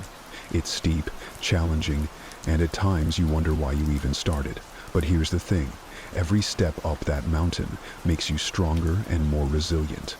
Stoicism, a philosophy as old as the hills yet as fresh as tomorrow's sunrise, tells us that life's true fulfillment comes from overcoming challenges, not avoiding them. So in 2025, let's turn our daily grind into our personal Everest. Now, you might be thinking easier said than done, right? Well, it isn't about transforming overnight. It's about small, steady changes. Start by setting a goal that pushes your limits yet is achievable. It could be learning a new skill, improving your fitness, or even just reading a book a month. The key isn't the goal itself, but the growth that comes from reaching for it. Each small victory is a step up your mountain. Do remember, climbing a mountain isn't a solo journey. Share your challenges and your victories with others. Stoicism teaches us the power of community and support. By sharing your journey, you not only gain allies, but also inspire others to start their own climbs. So, as we step into 2025, let's challenge ourselves, support each other, and enjoy the view from our personal summits. Happy climbing. 9. Laugh more. Laughing more isn't just a cheerful suggestion. It's a cornerstone of a contented life. Echoing the wisdom of the ancient Stoics, take Chrysippus, a Stoic philosopher who reportedly died of laughter. While that's an extreme example, it underscores a profound truth. Laughter is serious business. It's a tool that lightens our burdens and brings perspective to our challenges. Just imagine for a moment the absurdity of life's little dramas seen through a lens of humor. Your coffee spills, and instead of frustration, there's a chuckle about the universe's quirky timing. That's the principles in action, reminding us that not everything deserves a furrowed brow. Now, how do you fit more laughter into the puzzle of modern life? It's simpler than you might think. Start by seeking the lighthearted side of daily situations. Traffic jam? It's a chance to play your favorite comedy podcast. Tough day at work? Swap stories with friends about who had the most bizarre encounter. This isn't about ignoring life's complexities. It's about choosing a joyful perspective. It's a practical Stoic approach. Control what you can, your outlook and reaction, and let go of what you can't. Laughter is a shared melody. It connects us, making our collective journey a bit brighter. So, next time you find something amusing, share it. Be that person who brings a smile to others. Your laughter becomes a ripple, touching lives in ways you might never see. That's the essence of Stoicism, finding harmony within and spreading it outward. It's not just about enduring life, but embracing it joyously. So go ahead, laugh a bit more. It's not just good for the soul, it's wisdom echoing through the ages. 10. Love your fate. Love your fate. It sounds like a tall order, right? Yet, this is where the ancient wisdom of Stoicism intersects with our fast-paced, tech-savvy world. Stoicism isn't about suppressing emotions or enduring pain with a stiff upper lip. It's about embracing whatever life throws at you with a positive spirit. Think of it like surfing. Waves will come, big and small, but it's your skill in riding them that counts, not the size of the wave. So how do you love your fate in a world where your fate can include anything from a missed Uber to a critical email disappearing into the digital abyss? Start by reframing your mindset.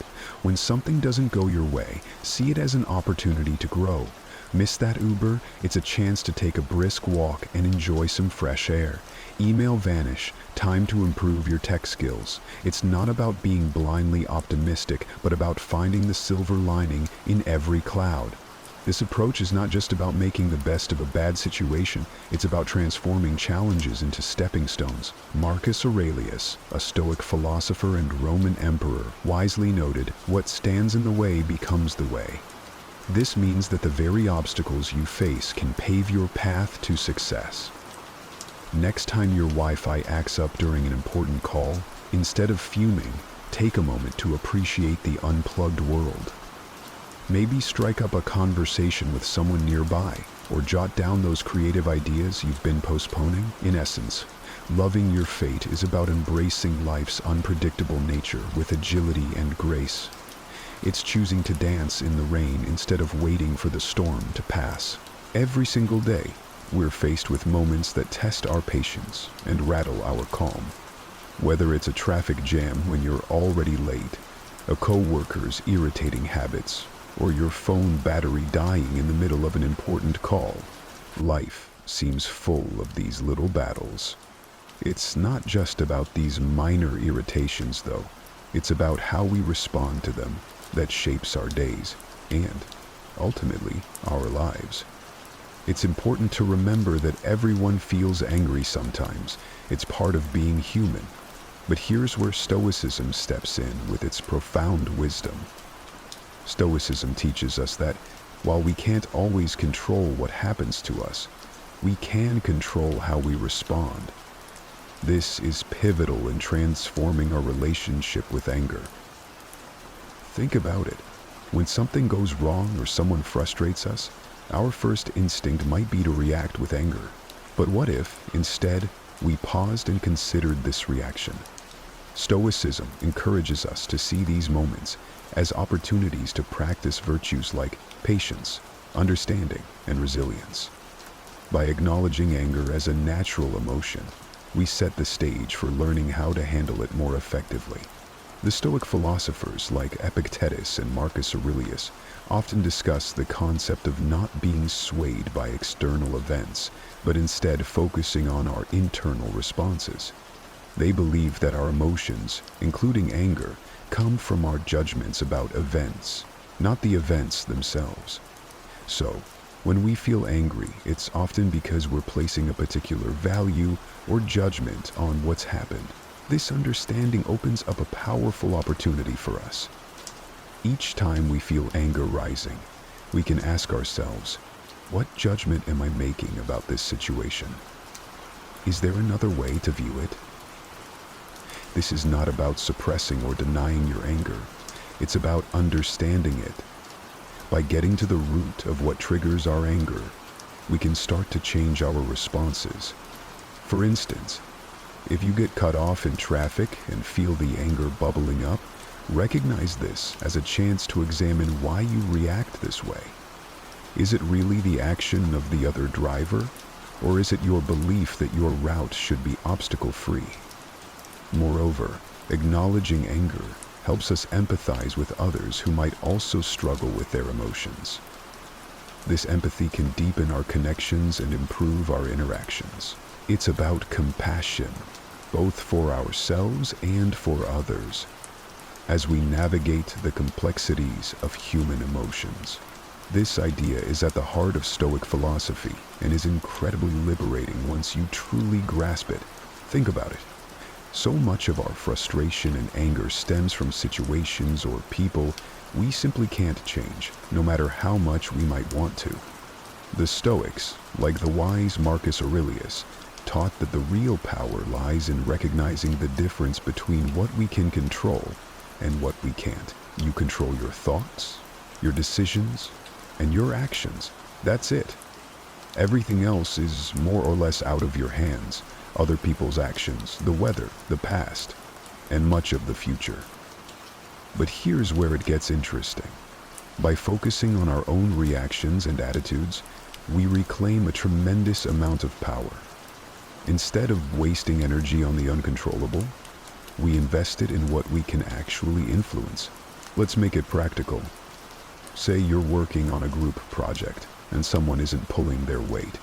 It's easy to get frustrated, right?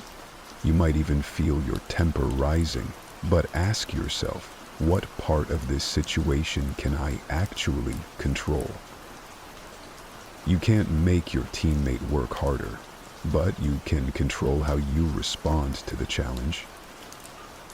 Maybe it's a conversation about expectations, or perhaps it's reallocating work within the group. By shifting your focus like this, you not only reduce your own stress, but also open up more constructive ways to address the problem. Another aspect of this Stoic principle is accepting that some things are just beyond our control. This acceptance doesn't mean resignation. It means understanding where our power truly lies. It's about not letting external events dictate your peace of mind. For instance, if you're stuck in traffic and getting irritated because you're going to be late, pause and think, can I control the traffic? No. But what can you control? Your reaction. Maybe you turn on an audiobook or some calming music, or use the time to think through your day. The beauty of focusing on what you can control is that it gradually builds a stronger, more resilient mindset.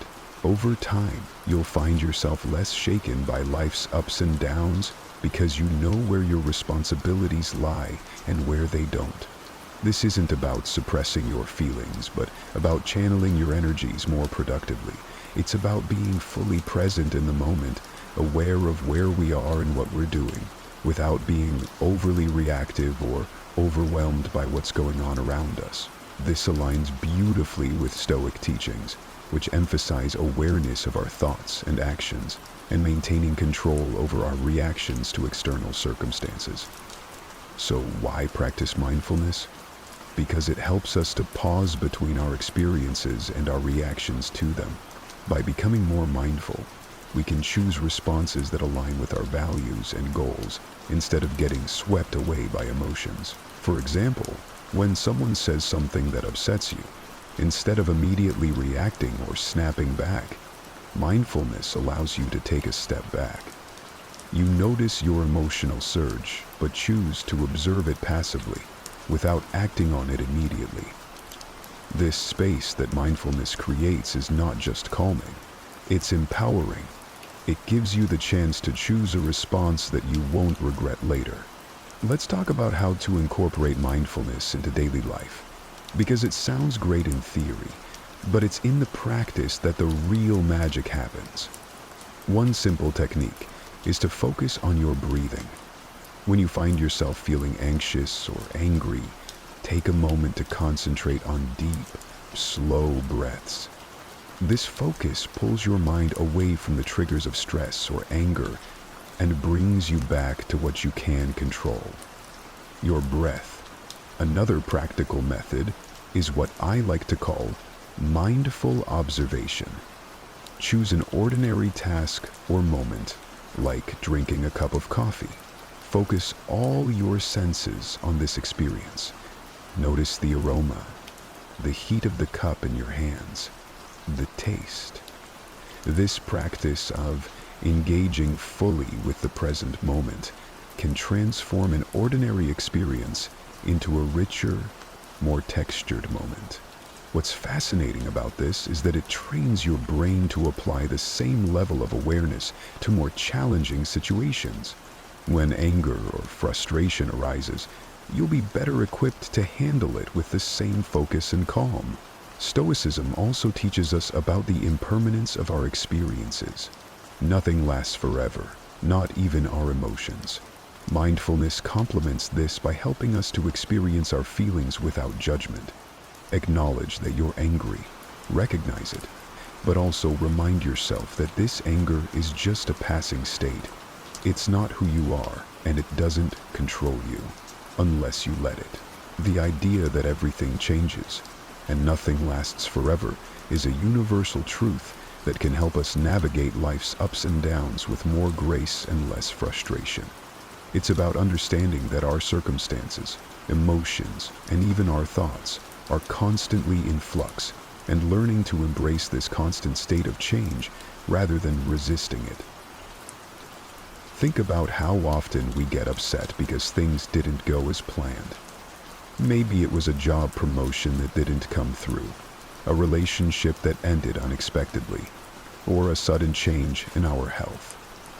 Our first reaction might be to resist these changes, to get angry or sad.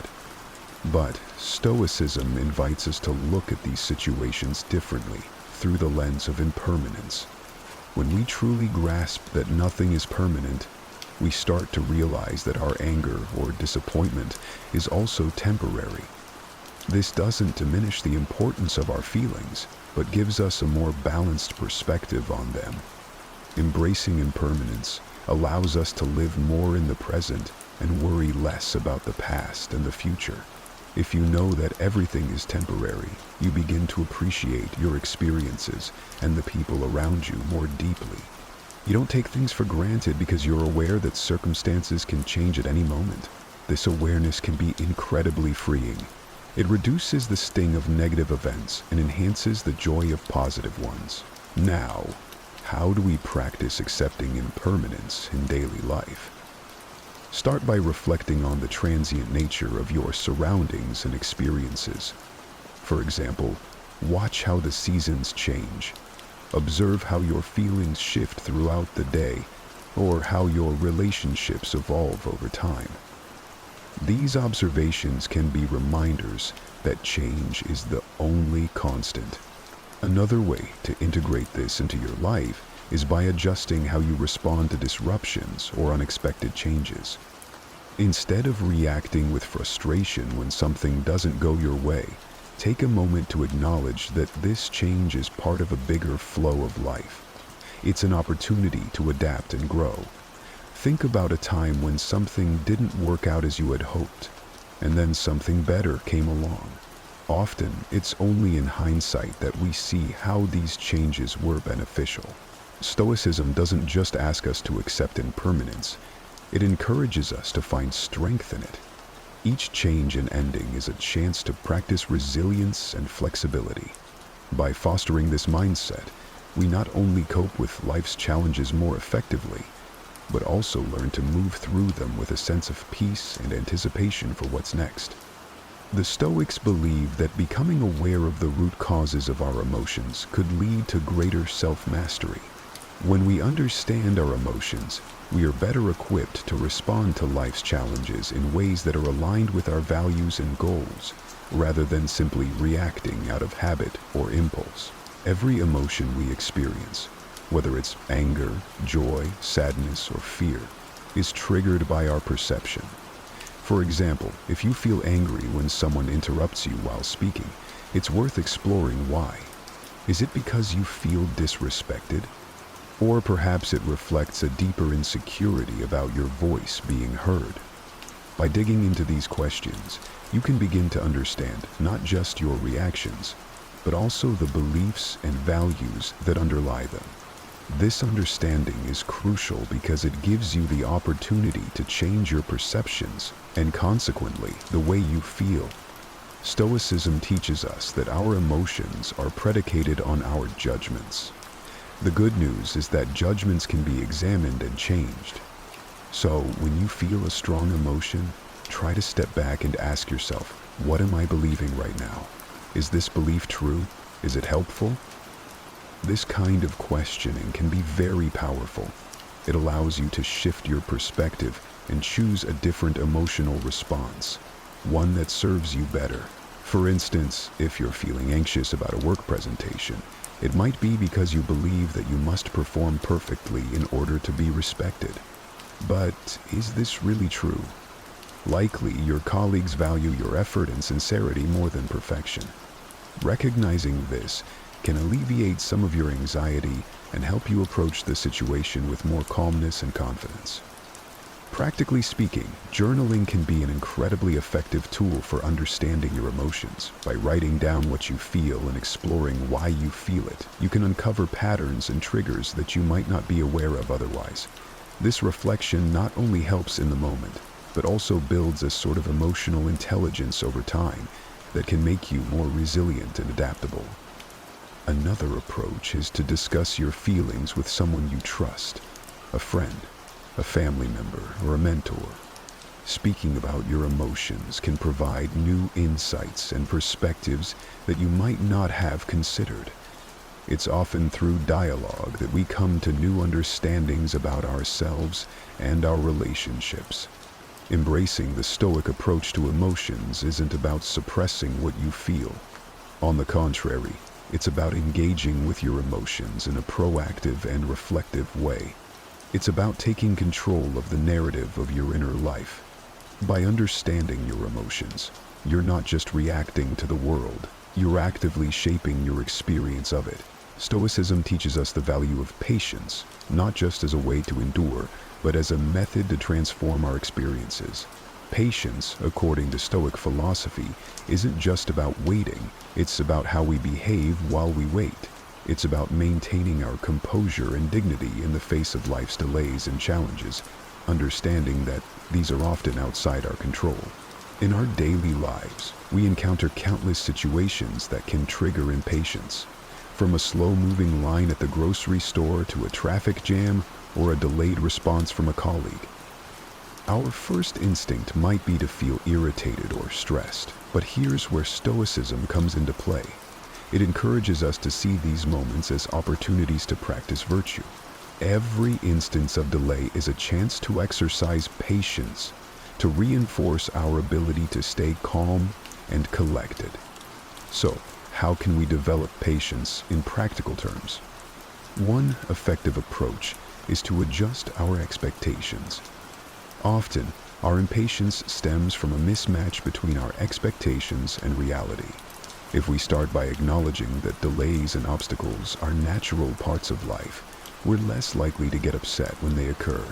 This doesn't mean lowering our standards, but rather aligning our expectations with the fact that the world won't always operate according to our preferences. Another key method is to use the moments of waiting as opportunities for growth and reflection. If you're stuck in traffic, instead of fuming over the delay, you can turn it into valuable time, listening to an audiobook, practice deep breathing, or simply reflect on your day. This shift in perspective turns a frustrating situation into a productive or relaxing one. Practicing mindfulness is also a powerful ally in developing patience. By being present in the moment and fully engaging with it, we can distance ourselves from the feelings of urgency and restlessness that often accompany waiting. Mindfulness helps us cultivate a peaceful state of mind that buffers us against the stirrings of impatience. Stoicism not only advocates for patience, but also for understanding the impermanence of our current state. Remembering that this too shall pass can help us endure unpleasant situations, whether it's waiting for a delayed flight or enduring a long recovery from an illness. The knowledge that it is temporary makes it more bearable. Finally, celebrating small victories is crucial in developing patience. When you manage to stay calm during a situation that would normally make you impatient, acknowledge and reward yourself for this achievement. This reinforces the behavior and makes it more likely to become a habit. This is one of those transformative experiences that not only changes the way we relate to others, but also profoundly affects our inner peace. Forgiveness in the Stoic sense is not about condoning wrongdoings or forgetting the harm done. It's about freeing ourselves from the emotional burden that comes from carrying grudges. Forgiveness requires a strong sense of self-awareness and control over one's emotions, qualities that Stoics strive to develop.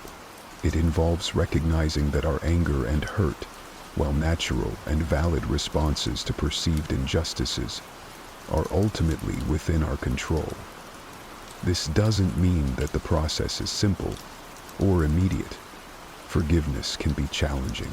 It often requires a deliberate, concerted effort to let go of deep-seated feelings of injustice.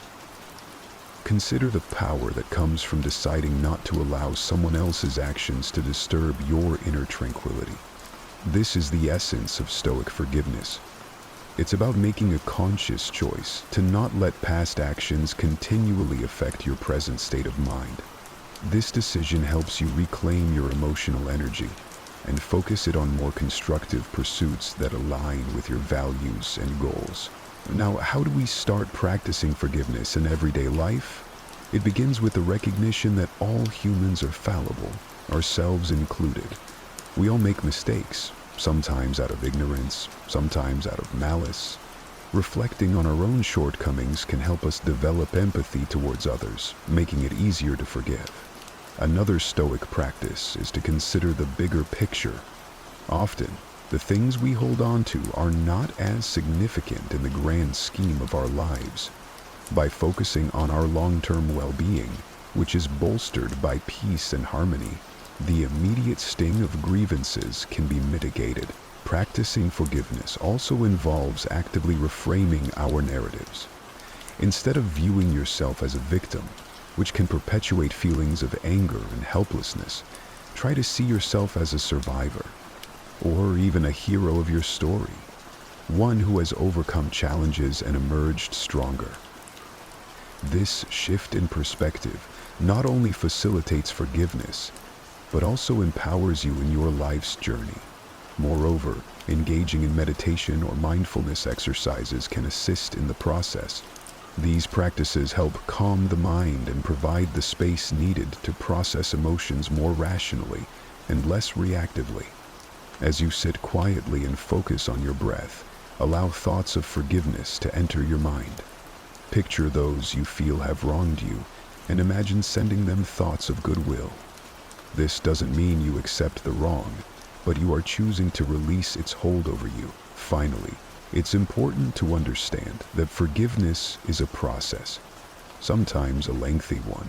It doesn't happen all at once, and that's perfectly okay. Each step towards forgiveness, no matter how small, is a step towards a freer, more emotionally balanced life. At its essence, self-control allows us to pause before reacting, giving us the time to consider whether our impulses align with our long-term goals. For instance, if you're trying to lead a healthier lifestyle, self-control is what helps you choose not to eat that late-night junk food. In emotional situations, self-control helps you hold back a harsh word or an angry reply, preserving relationships and maintaining peace of mind. How can we strengthen this essential skill? One effective Stoic practice is to regularly reflect on our actions and their consequences. This could be as simple as taking a few minutes each evening to think about the choices you made throughout the day. Were there moments when you lacked self-control? What triggered it? Understanding these patterns is the first step towards managing them. Another powerful technique is to set clear personal rules for behavior based on your values. Stoicism teaches us that living according to rational principles is key to a good life. By setting and following your own rules, for example, not checking your phone during meals or limiting time spent on social media, you exercise self-control in ways that directly improve your daily life and well-being. Visualization is another tool that can be incredibly helpful. Before entering a situation where you know you might be tempted to act impulsively, take a moment to visualize yourself handling the situation with calm and restraint. Imagine the satisfaction you'll feel from acting in accordance with your principles.